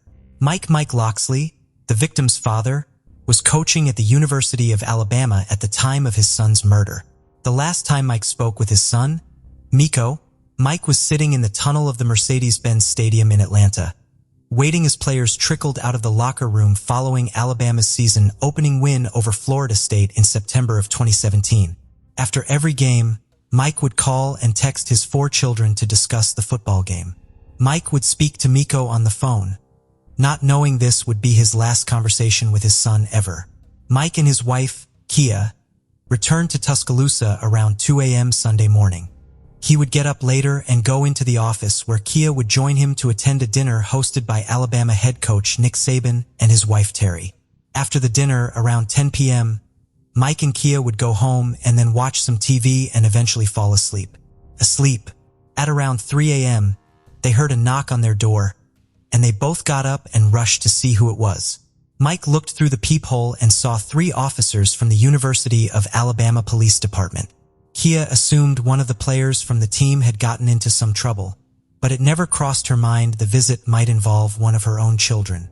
Mike would say he had a different, more sickening feeling when he saw the police officers. It was then that the couple learned about the tragedy of their son. Since the tragedy, they have longed for closure and still seek any information that might bring them one step closer. Investigators say they have been looking at every possible motive, including a possible robbery or the result of an ongoing dispute. But as of today, the case remains unsolved. On August 2, 1981, the U.S. Park Police received an anonymous phone call stating that there was a body lying in the grass alongside of the Baltimore-Washington Parkway in Greenbelt, Maryland. Due to his location found, he has become known as the Greenbelt John Doe. The scenic highway where the body was found extends 29 miles connecting Washington, D.C. to Baltimore, Maryland. The body was wrapped in a blue blanket similar to a hospital blanket. The young man's ankles and his right foot were wrapped in bandages. The man was wearing blue jeans, and near his body was a beige or white medical canvas straitjacket with the letters U.S. on it. The straitjacket found near the body made investigators think he might have been a patient at a local treatment facility. The body was found close to Forest Haven, a live-in facility located in Laurel, Maryland for children and adults with intellectual disabilities. The facility was eventually shut down in 1991 after a lawsuit filed by families of patients and after monitoring by the Department of Justice revealed extensive abuse and problems with the care of its patients. However, Forest Haven was not the only facility nearby. At the time, there was also Spring Grove Mental Hospital, Walter Reed Medical Center, and Crownsville Medical Center. A medical examiner estimated that the John Doe had been dead for several days before being found.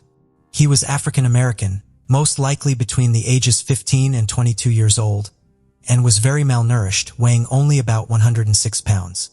The victim had deformed top front teeth. The teeth were very jagged with gaps and appeared severely decayed. One report also noted that he had very long fingernails.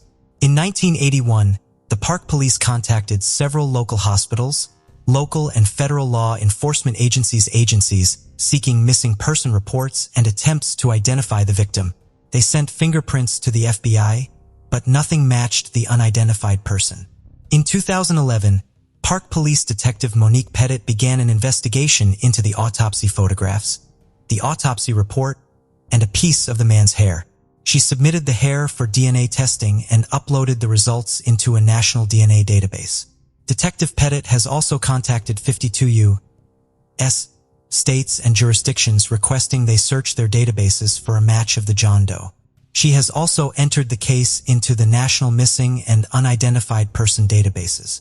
Many believe that he is James Natalia Foster, who went missing from Steilacoom, Washington in July of 1980. James was born on August 6, 1960, and was 19 years old at the time of his disappearance. However, no definite identification has been made, and as of today, the case remains unsolved.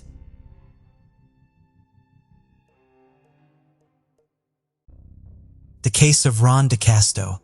Born in Oregon in 1975, Stephen Nichols lived a mostly private life until the early 2000s.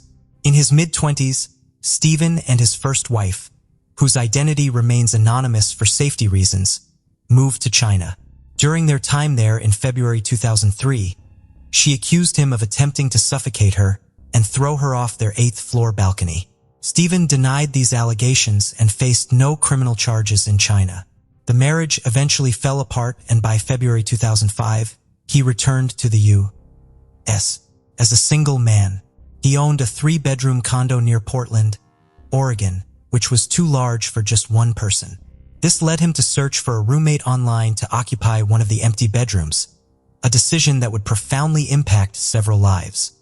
Julia Simmons, a single mom, took immense pride in her eldest daughter, Rhonda Casto. Rhonda was born on July 2, 1985, in Galveston, Texas, and possessed stunning beauty. Julia's joy was complete with the birth of her second daughter, Melanie, 5 years later. Rhonda's striking beauty and charisma seemed destined to bring her success. During her teen years, she embarked on a modeling career, earning the admiration not only of Julia but also of Jessica Colburn, Julia's best friend from high school. Rhonda was not only photogenic but also had a beauty that ran deeper than mere looks. In February 2005, Julia came across Stephen's online advertisement for a roommate and felt it was a perfect fit. After an initial conversation, she found Stephen to be charming and promptly rented a room in his condo. Moving in, then one day Rhonda, a 20-year-old beauty, showed up at Stephen's door, leaving him utterly struck by her allure. She introduced herself and he was instantly smitten. Stephen believed he sensed reciprocal interest from Rhonda, though he couldn't be sure if it was wishful thinking on his part. Never considering himself a handsome man, Stephen believed his intelligence was his most appealing feature and that this attracted Rhonda. Whatever her reasons, Rhonda responded to Stephen's advances and soon moved into the condo, not as a roommate of her mother's but as Stephen's girlfriend. Stephen wasn't content with just having Rhonda's affection within 3 months of meeting her. He also developed feelings for Melanie, her sister who was still underage at the time. His infidelity remained hidden, and by February 2008, although they hadn't married, Stephen and Rhonda became parents to a daughter they named Ava. In the meantime, Julia relocated to another condo. Fully committed to motherhood, Rhonda lavished Ava with love. However, she was not immune to the postpartum depression that affects a considerable number of women. Rhonda was particularly distressed about the weight she had gained during her pregnancy, which posed a challenge to restarting her modeling career. Additionally, Stephen's prolonged absences and hesitancy to propose added to her emotional burden, causing her to feel neglected. Consequently, the relationship between the two began to deteriorate. Rhonda's close friend, Jessica, knew about Steven's infidelity and even asserted that he was physically abusive to Rhonda. Despite this, Rhonda tried to maintain the relationship for the sake of her daughter, Ava. Towards the end of 2008, both Steven and Rhonda took out life insurance policies, naming each other as beneficiaries, with Ava listed as a contingent beneficiary. In early 2009, Steven decided to increase his insurance coverage to $1 million around the same time.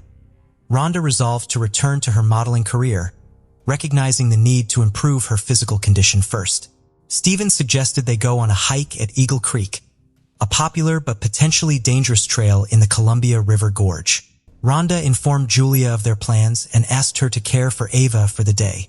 Before leaving, Rhonda made a lighthearted but eerie comment to her mother about the possibility of being murdered. She thought Steven had planned the hike as a romantic setting to propose to her, or he had darker intentions such as pushing her off a cliff. On the morning of March 16, 2009, the couple woke up early, left their daughter Ava with Julia, and began their hike. Rhonda captured the start of their outing with a photo of Steven. However, the trip was cut short under mysterious circumstances. While ascending the slippery and moss-covered Eagle Creek Trail, they faced several challenges. The inconsistent weather made the trail wet and treacherous. They reached a particularly narrow part of the trail, where only one person could pass at a time.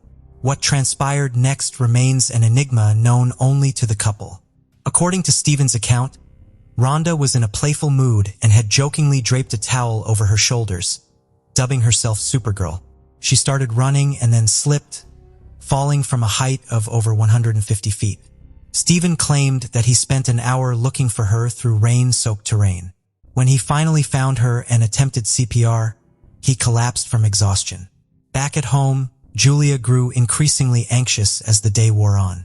Eventually, Steven awoke, but with no cell service to call for assistance, he made his way back to the trailhead. Around 6 p.m., he finally reached his car and called 911. Rescue arrived roughly an hour later, determining Rhonda's injuries to be consistent with a fall. Her death was initially ruled an accident. In the aftermath, Julia received a visit from a chaplain sent by the local fire department, who regretfully informed her that her daughter was gone forever. In the days that followed, Rhonda's family and friends gathered to pay their last respects at her funeral. To Julia, Steven's behavior during the ordeal seemed unusually detached and lacking in genuine grief. Although media coverage of the incident in February 2009 was sparse, initial reports suggested that the police didn't suspect foul play. Despite this, county detectives took their investigation very seriously and began to scrutinize Steven's account more closely. Julia's persistent insistence, driven by her hope of accusing Steven of her daughter's murder, also played a pivotal role in prompting a more in-depth investigation. Steven cooperated fully during police questioning. The forensic examiner reported that most of Rhonda's injuries were below the waist and also found traces of various prescription medications for anxiety and depression in her system. While authorities stopped short of definitively ruling Rhonda's death as an accident, Steven was not charged with any crime. Shortly thereafter, he moved to another part of the state, taking Ava with him. Surprisingly, less than 6 months after Rhonda's death, Steven faced charges for sexually abusing a 13-year-old girl, allegations he has consistently denied. His legal troubles persisted when he attempted to claim Rhonda's life insurance money. The insurance company refused the payout, arguing that the policy was void due to inaccuracies in the application. Furthermore, it remained uncertain whether Steven, as the policy's beneficiary, might have been involved in Rhonda's death. If so, he could be ineligible for the payout under Oregon law. A federal district judge later ruled that the $1 million should be placed in an interest-bearing account under court control. The insurance company's lawyers agreed that the money would go to the couple's daughter once she reached adulthood. Steven's insistence on claiming the life insurance money only deepened suspicions about him, providing Julia with what she believed to be clear evidence of his ulterior, financially motivated motives for allegedly murdering Rhonda. The legal process wasn't progressing as quickly as Rhonda's mother had hoped. 4 years after the incidents in 2013, Steven still had not faced any charges. Eager for a fresh start, he relocated to a distant yet familiar place, China. In this far-off but now recognizable setting, he moved to Wuxi, situated 120 kilometers from Shanghai. Here, he found employment as an English teacher for Chinese business professionals. According to his own account, Eva acclimated seamlessly, mastering Mandarin in just 2 months. Besides being fluent in Mandarin, she participated in dance courses, took Taekwondo training, and started learning the piano. Progress was evident for Steven as well, as he found love once more. Back in the United States, investigators were continuously working on Rhonda's case, unbeknownst to Steven. Julia, for her part, maintained his guilt and pressed the authorities. Then, in a turn of events that caught everyone off guard, true crime writer Stephen Jackson entered the picture in April 2014 and set things in motion. A grand jury reviewed the evidence and covertly indicted Steven for murder. All the while, he remained in China, completely unaware of the judicial trap being set more than 11,000 kilometers away. The relationship between Steven and his new partner, Landy, was growing stronger to the extent that Landy had stepped into a maternal role for Ava. Within less than a year, Steven proposed to Landy and she said yes. The couple planned to have 2 wedding ceremonies, one in the United States and another in China. To initiate their plans, Steven and Ava flew to the U.S. in February 2015, with Landy set to join them shortly thereafter. However, upon their arrival in San Francisco, airport personnel informed Steven that there was an issue with his luggage. Instead of continuing on to his connecting flight to Oregon, Steven was separated from Ava and taken into custody by detectives from San Mateo County, California. They interrogated him about Rhonda's death, but he declined to discuss the matter. Despite his reticence, the questioning persisted for about 3 hours. Steven was subsequently extradited to Oregon while Ava was placed in the care of Rhonda's family. Right after his arrest for murder, Steven was charged with 2 counts of rape in the 3rd degree and 3 counts of rape in the 4th degree and 3 counts of 3rd-degree sodomy for allegedly engaging in sexual intercourse with Melanie, his sister-in-law, when she was a minor. Once again, Steven denied all accusations and entered a not guilty plea. His attorney highlighted the unconstitutional nature of the 3-hour police questioning. The defense even assembled their own team of investigators to visit Eagle Creek Trail, aiming to demonstrate that Rhonda's death was the result of an accidental fall. During this period, Steven faced various pretrial hearings that delved into multiple issues, including the available evidence and the motive behind Rhonda's death. The defense argued that her death had been an accident, raising questions about the necessity of a trial. On the other side, law enforcement revisited the site where Rhonda fell and conducted an unusual test using crash test dummies matching her size and weight to explore the theory that she had been pushed. Despite mounting pressure, Steven remained resolute in his denial of guilt, maintaining that he had genuinely loved Rhonda. In August 2015, he attended a bail hearing. His lawyer, Arnold, scrutinized the scientific validity of the tests surrounding Rhonda's fall and centered the defense on the notion that her death had been a tragic accident. Arnold emphasized that Rhonda was the 4th fatality on that particular trail in just 6 months, arguing that similar incidents were more common than most people believed. Christopher, the forensic doctor, testified that Rhonda's severe injuries were all below her waist, suggesting she had primarily landed on her legs and pelvis. Arnold interpreted this as evidence that Rhonda had slipped feet first. If she had been pushed, the injuries would have been more widespread across her body. However, Julia countered these arguments by stating that Steven had ample motive to harm her daughter, accusing him of being both abusive and unfaithful. A bail amount of $2 million was set, and Steven, unable to secure this sum, returned to jail. Meanwhile, Jessica mustered the courage to visit the location where her best friend Rhonda had fallen for the first time. By May 2017, after numerous hearings debating the admissibility of evidence, including Steven's admission of a sexual relationship with Melanie, it seemed that his long-awaited trial was approaching. But in a twist that shocked and disappointed Rhonda's loved ones, a settlement conference led to a surprising outcome. The prosecution and defense reached an agreement allowing Steven to plead guilty to lesser charges. specifically criminal negligent homicide and coercion, thereby removing the murder charge from the equation. The assistant county prosecutor acknowledged that while they believed Stephen was guilty, the challenge lay in the lack of adequate evidence to bring before a jury. To secure a murder conviction, the prosecution needed to demonstrate Stephen's intent in causing Rhonda's death. As defense attorney Arnold emphasized, there was a dearth of concrete evidence, only vague hints and conjectures, complicating matters further. A significant amount of evidence was lost when the detective handling the case retired and wiped his computer files. This development was a devastating blow for Julia, who was left angry and frustrated. Jessica was also in disbelief, seeing it as a glaring gap in the justice system.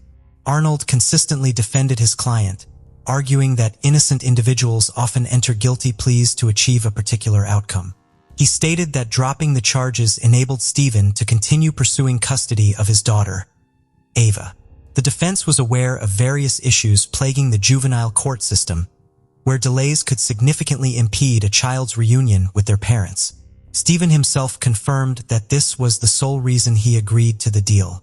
He received credit for time already served and was placed on a 3-year probation. His ankle monitor was removed, effectively ending his time in incarceration. Back on the streets, he remained concerned about the situation with Ava. But in 2018, in an explosive television interview, Stephen admitted for the first time to behaving inappropriately with a minor and also acknowledged having sexual relations with Melanie. "And you had sex with Melanie?" "Correct. What were you thinking?" "I wasn't. It was a very stupid decision." When questioned about killing one sister to be with the other, he remained evasive, even defiant. Moreover, he told a news story on camera stating that Rhonda didn't slip, but due to postpartum depression, took her own life. "Would lead people to think that you killed one sister to be with the other sister. You can believe whatever you want. Some people are gonna believe that I'm innocent. Some are gonna think I'm guilty. And believe what you want to believe."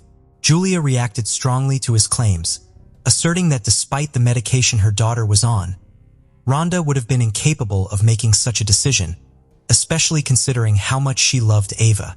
However, this turn of events further complicated Stephen's quest to regain custody of his daughter. Adding another layer of complexity to the already intricate case, Julia was sentenced to 30 days in a rehab facility and received a 3-year probation term after admitting to unlawfully claiming $39,124 in Social Security benefits meant for her granddaughter. She was also mandated to repay the sum. While some reports suggest that a $20.18 ruling terminated Stephen's parental rights and placed Ava in foster care, there is no official confirmation of this. Meanwhile, the insurance payout from her mother's policy remains in a bank account, set to be accessible when Ava turns 18. Currently a teenager, Ava continues to be under state care.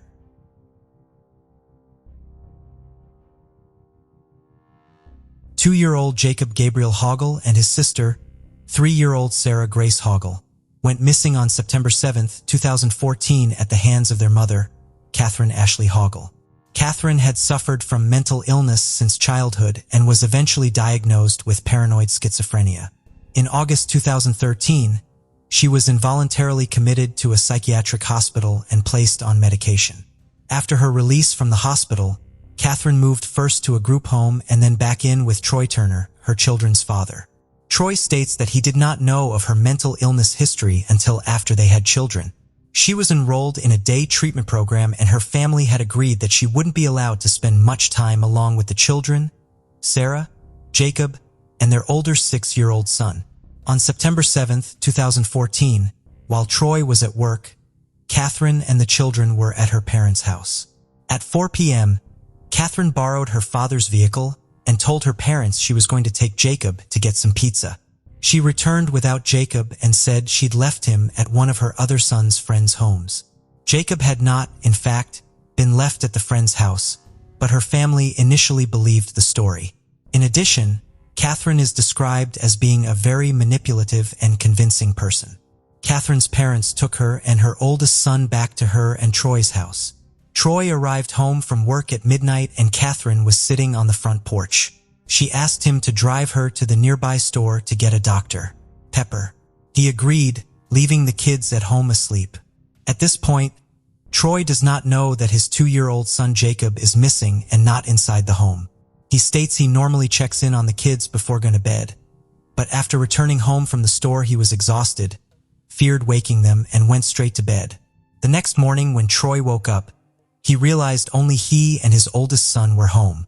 Catherine, Sarah, and Jacob were gone. After their oldest son was getting on the school bus that morning, Troy, very concerned, dialed 911.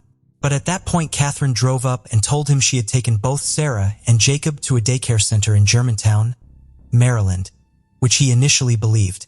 He then told the 911 that it was a false alarm. Troy then dropped Catherine off at her day treatment program and returned to pick her up at 2 p.m. and suggested to her they pick up the children from the daycare. She then strangely told him that she couldn't remember the name of the daycare center, the phone number, or exactly where it was. Troy then told her he was going to the police. She asked if they could stop at a Chick-fil-A restaurant to get a drink and that she would then direct him to the daycare. When they went into the restaurant, she got a drink and then she said she was going to the counter to get a refill. Troy said he would meet her out in the car and then they would go get the kids. Catherine then went to the bathroom and tried calling a cab, but then ran out another door and disappeared.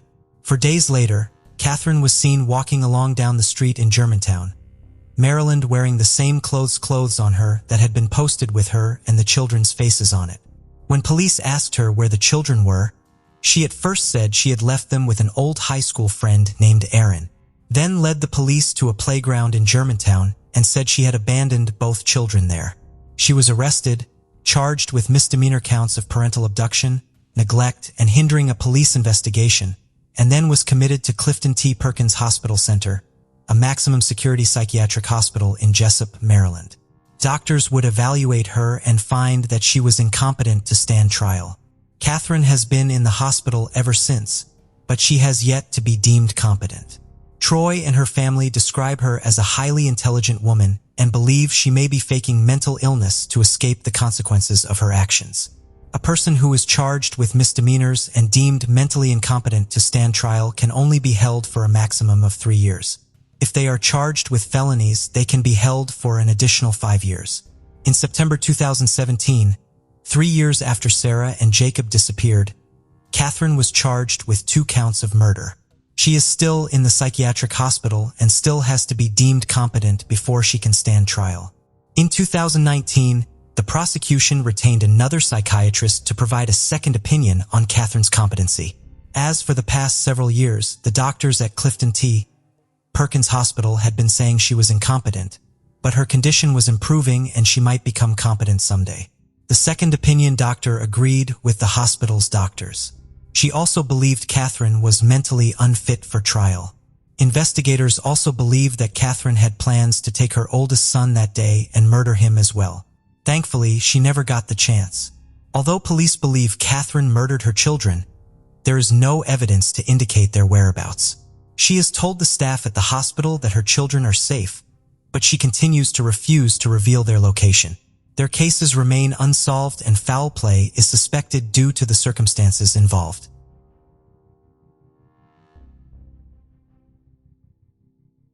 Michelle Lee Rust was a graduate of Lansdowne High School. She sang in the choir and helped with children's programs at Hallathorpe Community Church. She was 24 years old when she was last seen at her home on Clark Boulevard in Hayworth, Maryland at 9:30 a.m. on July 20, 2002. She was planning on going to town to buy some items for her 3-year-old son's birthday party. Her husband said he saw her van rounding the bend on a road headed to town, but didn't see if she was for sure the one driving.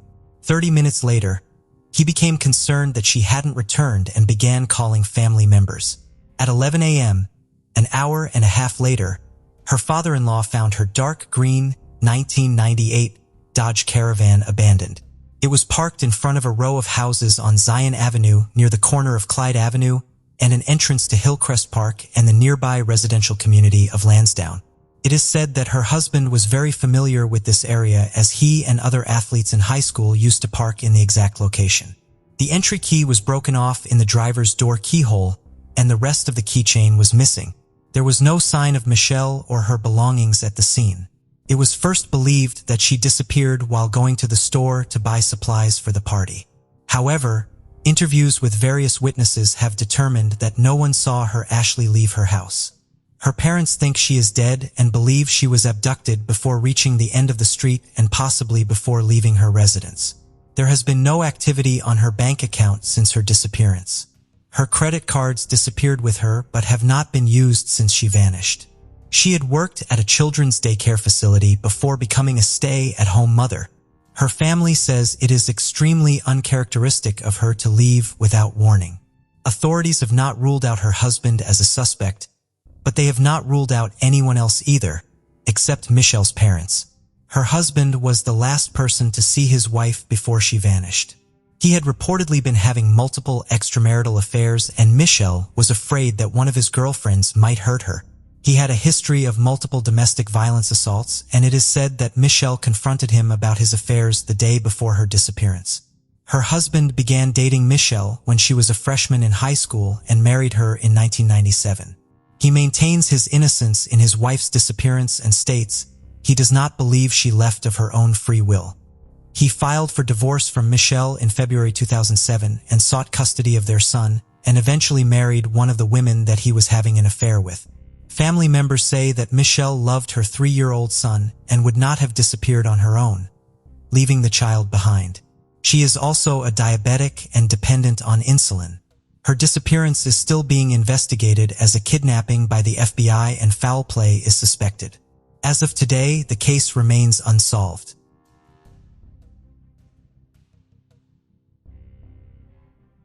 28-year-old Marilyn Jazz Scott was born on August 27, 1988. She was a staff sergeant in the Air National Guard and was 3 months pregnant when she was murdered in cold blood. She was found on February 7, 2017 outside her apartment at Clark's Ridge Court just before 6 a.m. in Bel Air, Maryland. Marilyn's body was found lying next to her car, a black Honda Accord, keys still in hand, suggesting she was following her normal routine that morning when she was ambushed. The crime scene revealed that she was heading down to start her car for her 50-minute commute to Newcastle's Air National Guard offices when shots rang out, alerting neighbors to the tragedy. Marilyn was shot in the chest and head. Marilyn loved seeing other people happy, her mother said. She would always reserve restaurants for birthdays and holidays. She never forgot an event. Marilyn loved to buy presents for her family and friends and always spent more on others than she did herself. To her family, Marilyn was extraordinary and had a radiant personality, smart and driven to accomplish things. She was incredibly independent. She never needed anyone else's help. Her sister, Paris Scott, said. Marilyn ran track in high school and college. Through scholarships alone, she paid her way through college at Coppin State University in Baltimore, where she earned her bachelor's degree in English. She later enlisted in the Air National Guard, where she worked her way up to the rank of staff sergeant with her sights set on becoming an officer.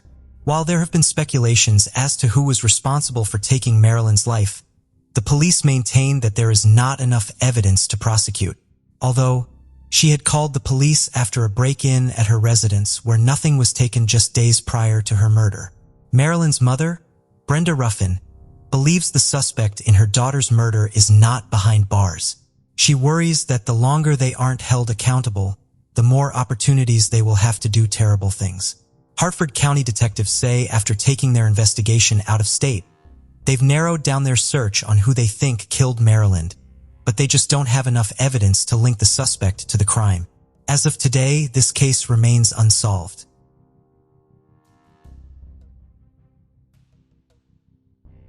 "23-year-old Bernardet Stevenson Caruso was last seen leaving Shaw's jewelry store at East Point Mall in Baltimore, Maryland on September 27, 1986. Bernadette's shift ended at 5 p.m. at the jewelry store and was seen getting in her car in the mall's parking lot at 5:05 p.m. She had told a coworker that her estranged husband had called her, and she was going to meet him to discuss something. Bernadette had planned to spend the evening with Jill Kelly, another of Shaw's employees and a close friend of hers since high school, but Jill never heard from Bernadette that night. Her disappearance went unnoticed until the next night when her husband showed up to her home in Carrollwood, Maryland, to return their daughter. When she didn't answer the door, He called Bernadette's mother, Patricia Stevenson, and stated Bernadette wasn't around, so he would just keep their daughter until she turned up. Patricia knew immediately something was wrong. She then summoned Bernadette's 6 siblings and they began searching. The vehicle she was driving was her grandmother's gray and green 1982 Chevrolet Cavalier with Maryland license tags numbered, and it has never been recovered. It has been said that recovering her car will be the crucial lead in finding out what happened to her. Bernadette was separated from her husband, a Baltimore County police officer at the time of her disappearance. They were involved in a bitter custody battle over their then 3-year-old daughter, Nicole. Their daughter was spending the weekend with relatives on the day Bernadette vanished. Her husband was later fired from the police department after being convicted of abusing a prisoner. Witnesses report that he often threatened his wife and she had filed a domestic violence charge against him. He has not been charged in her case, however, nor has he or anyone else been named a suspect. Some time ago, a tip was called in on Bernadette's case mentioning a body of water in eastern Baltimore County. This area was originally checked by police and divers when Bernadette first disappeared in the 1980s, but was ruled out when tag numbers of vehicles in the water did not match Bernadette's car. The original vehicles discovered were never removed from the water. Due to information uncovered in February 2008, her family believes this area needs to be reinvestigated with modern water sonar technology that may prove beneficial in uncovering clues in Bernadette's disappearance. However, the police department has stated their budget cannot afford this equipment. Therefore, her family has asked for help to thoroughly check this body of water. Divers desperately need this piece of equipment, as well as a crane and the service of a flatbed towing company to remove all vehicles found under this water. Police have stated that there isn't enough evidence to bring her case to trial because her body hasn't been located, which has been very frustrating to her family. Bernadette's husband was granted a divorce and has since remarried. Nicole grew up with her father and stepmother and has had little contact with her mother's family. Foul play is suspected in Bernadette's disappearance due to the circumstances involved. Her loved ones describe her disappearance as uncharacteristic of her, and they believe she was met with harm. As of today, her case remains unsolved. George Stanley Berdinsky Jr. was born on July 29, 1982, and went by the name Jr. He was a student at Thomas Stone Elementary School and lived with his parents Barbara and George Berdinsky and his younger sister Virginia. His mother told authorities that he left their home at the 4300 block of 40th Place in Brentwood, Maryland around 3:30 p.m. on May 24, 1993. 10-year-old George was planning on riding his bike to meet an adult friend, Robert Violet, at his home in the 4500 block of 37th Street. Robert stated that Jr. never arrived, but witnesses said that they saw Jr. in front of Robert's mother's residence at 4 p.m. Jr. was last seen biking around the neighborhood at approximately 8:30 p.m. that evening. He has never been heard from again. Jr. was riding his small red bicycle that was missing its rear fender and had a spare rim tied around the handlebars at the time of his disappearance. His father and Robert searched for Jr. the following morning and discovered the bicycle rim near a tennis court 3 blocks from the family's residence. There was no sign of Jr. at the scene, and his bicycle has never been recovered. Jr.'s disappearance led to the most extensive search in Prince George's County history. While it never located Jr., the investigation did uncover a child sex abuse ring that stunned the community. Police learned that 6 young boys were molested in a home just 2 miles from where the Berdinskys lived. The lead in Jr.'s case involved 2 suspects who were connected to a child exploitation ring in the mid-Atlantic United States. The FBI discovered that the suspects utilized the internet to further their child pornography ventures. The individuals, homeowner James Kowalski and his renter and co-worker, Stephen Leak, occasionally referred to as Bruce Leak, and Joseph Lynch, were never charged in connection with Jr.'s disappearance. But the FBI did begin an investigation focused on internet child exploitation because of the failed lead. In 1994, the FBI launched the Innocent Images National Initiative, which works to prosecute suspected child pornographers on the web. Jr.'s mother testified at Lynch's trial saying that her son visited Lynch's home in the 3200 block of Barnum Street with his friends in 1993. Authorities believe that Kowalski, Leak, and Lynch abused 2 of Jr.'s friends the weekend prior to his disappearance. Kowalski stated that he was not aware of Junior's disappearance, but investigators made a chilling discovery that he had videotaped news footage of his case at his home. In addition, there was proof that Junior had logged onto a computer there to play a video game. Junior's parents stated that Kowalski had taken their son on at least 2 all-day excursions, including a water park, and then returning to his home. Kowalski was the molester of the children while Leak recorded the acts. Nearly 700 pictures were seized from the Hyattsville home, many of them showing young boys. Police also seized 3,200 videotapes. 6 weeks before Junior's disappearance, Kowalski moved from Hyattsville, Maryland to Winchester, Virginia, where investigators discovered sexually explicit diaries. At the time, in 1993, a police spokeswoman piece of information that we don't mind sharing that we have obtained from the floppy disks is some detailed accounts of his visits to Costa Rica and the little boys that he encountered there and what he did with them. What did he do with them? Paid them for sex. Numbers of them. The 3 men were eventually convicted of child abuse unrelated to Junior's case. Kowalski and Leak are still incarcerated, but Lynch has been released. Police say the 2 men befriended young boys, gave them gifts, and invited them into their home. Then they sexually abused them, often videotaping the criminal acts. Kowalski is currently serving more than 200 years in prison. Over the years, investigators checked out hundreds of leads. Among them, the discovery of what appeared to be a shallow grave in a Cottage City neighborhood park about a mile from the Berdinsky home. But Junior's body wasn't there. Investigators announced in March 2002 that they were focusing on another individual whom they believe may have murdered Junior in 1993. Authorities have not publicly named the suspect as the case is still under investigation. The information received by investigators reportedly does not involve any of the convicted child molesters. In June 1993, a Brentwood woman was charged with lying to investigators about the last time she saw Junior. Gloria Pettit was a neighbor of Junior's and was a lifelong friend of James Kowalski. Detective James White, a police spokesman, said that timing is critical in helping detectives retrace the hours leading up to Junior's disappearance. Strangely, Kowalski is also accused of molesting Gloria's 9- and 11-year-old sons and another 13-year-old boy in Brentwood. Kowalski pleaded guilty to molesting one of Gloria's sons and 2 of Junior's friends and videotaping the acts. At one point, he faced 84 counts of child abuse and pornography involving 6 of Junior's friends. Gloria later sued Kowalski seeking $4 million in damages. Kowalski was also the children's godfather. Junior's parents stated that Gloria often introduced Kowalski to Brentwood residents and their children.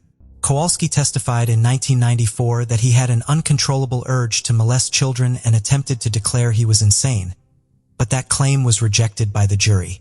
Kowalski told jurors that he recognized his sexual attraction to boys at an early age and had his first sexual encounter at age 13 with a younger boy. Kowalski was unapologetic in describing his sexual relationships with more than 20 boys, including child prostitutes on trips to Costa Rica and Puerto Rico. In February 2004, there were reported sightings of Junior in Boston and Northborough, Massachusetts. Witnesses recognized him by the scar on his face and said he appeared to be homeless. He may have been with a group of people selling magazines or coupon books door to door. 2 detectives from Brentwood traveled to Massachusetts to investigate the sightings, but they were unable to locate the individual or determine whether it was Junior. He has never been identified. As of today, this case remains unsolved. Thank you for joining us on this journey into the depths of unsolved mysteries. Cold cases not only challenge our understanding of the past, but also ignite our curiosity and determination for answers. Remember to subscribe to stay updated on our latest investigations.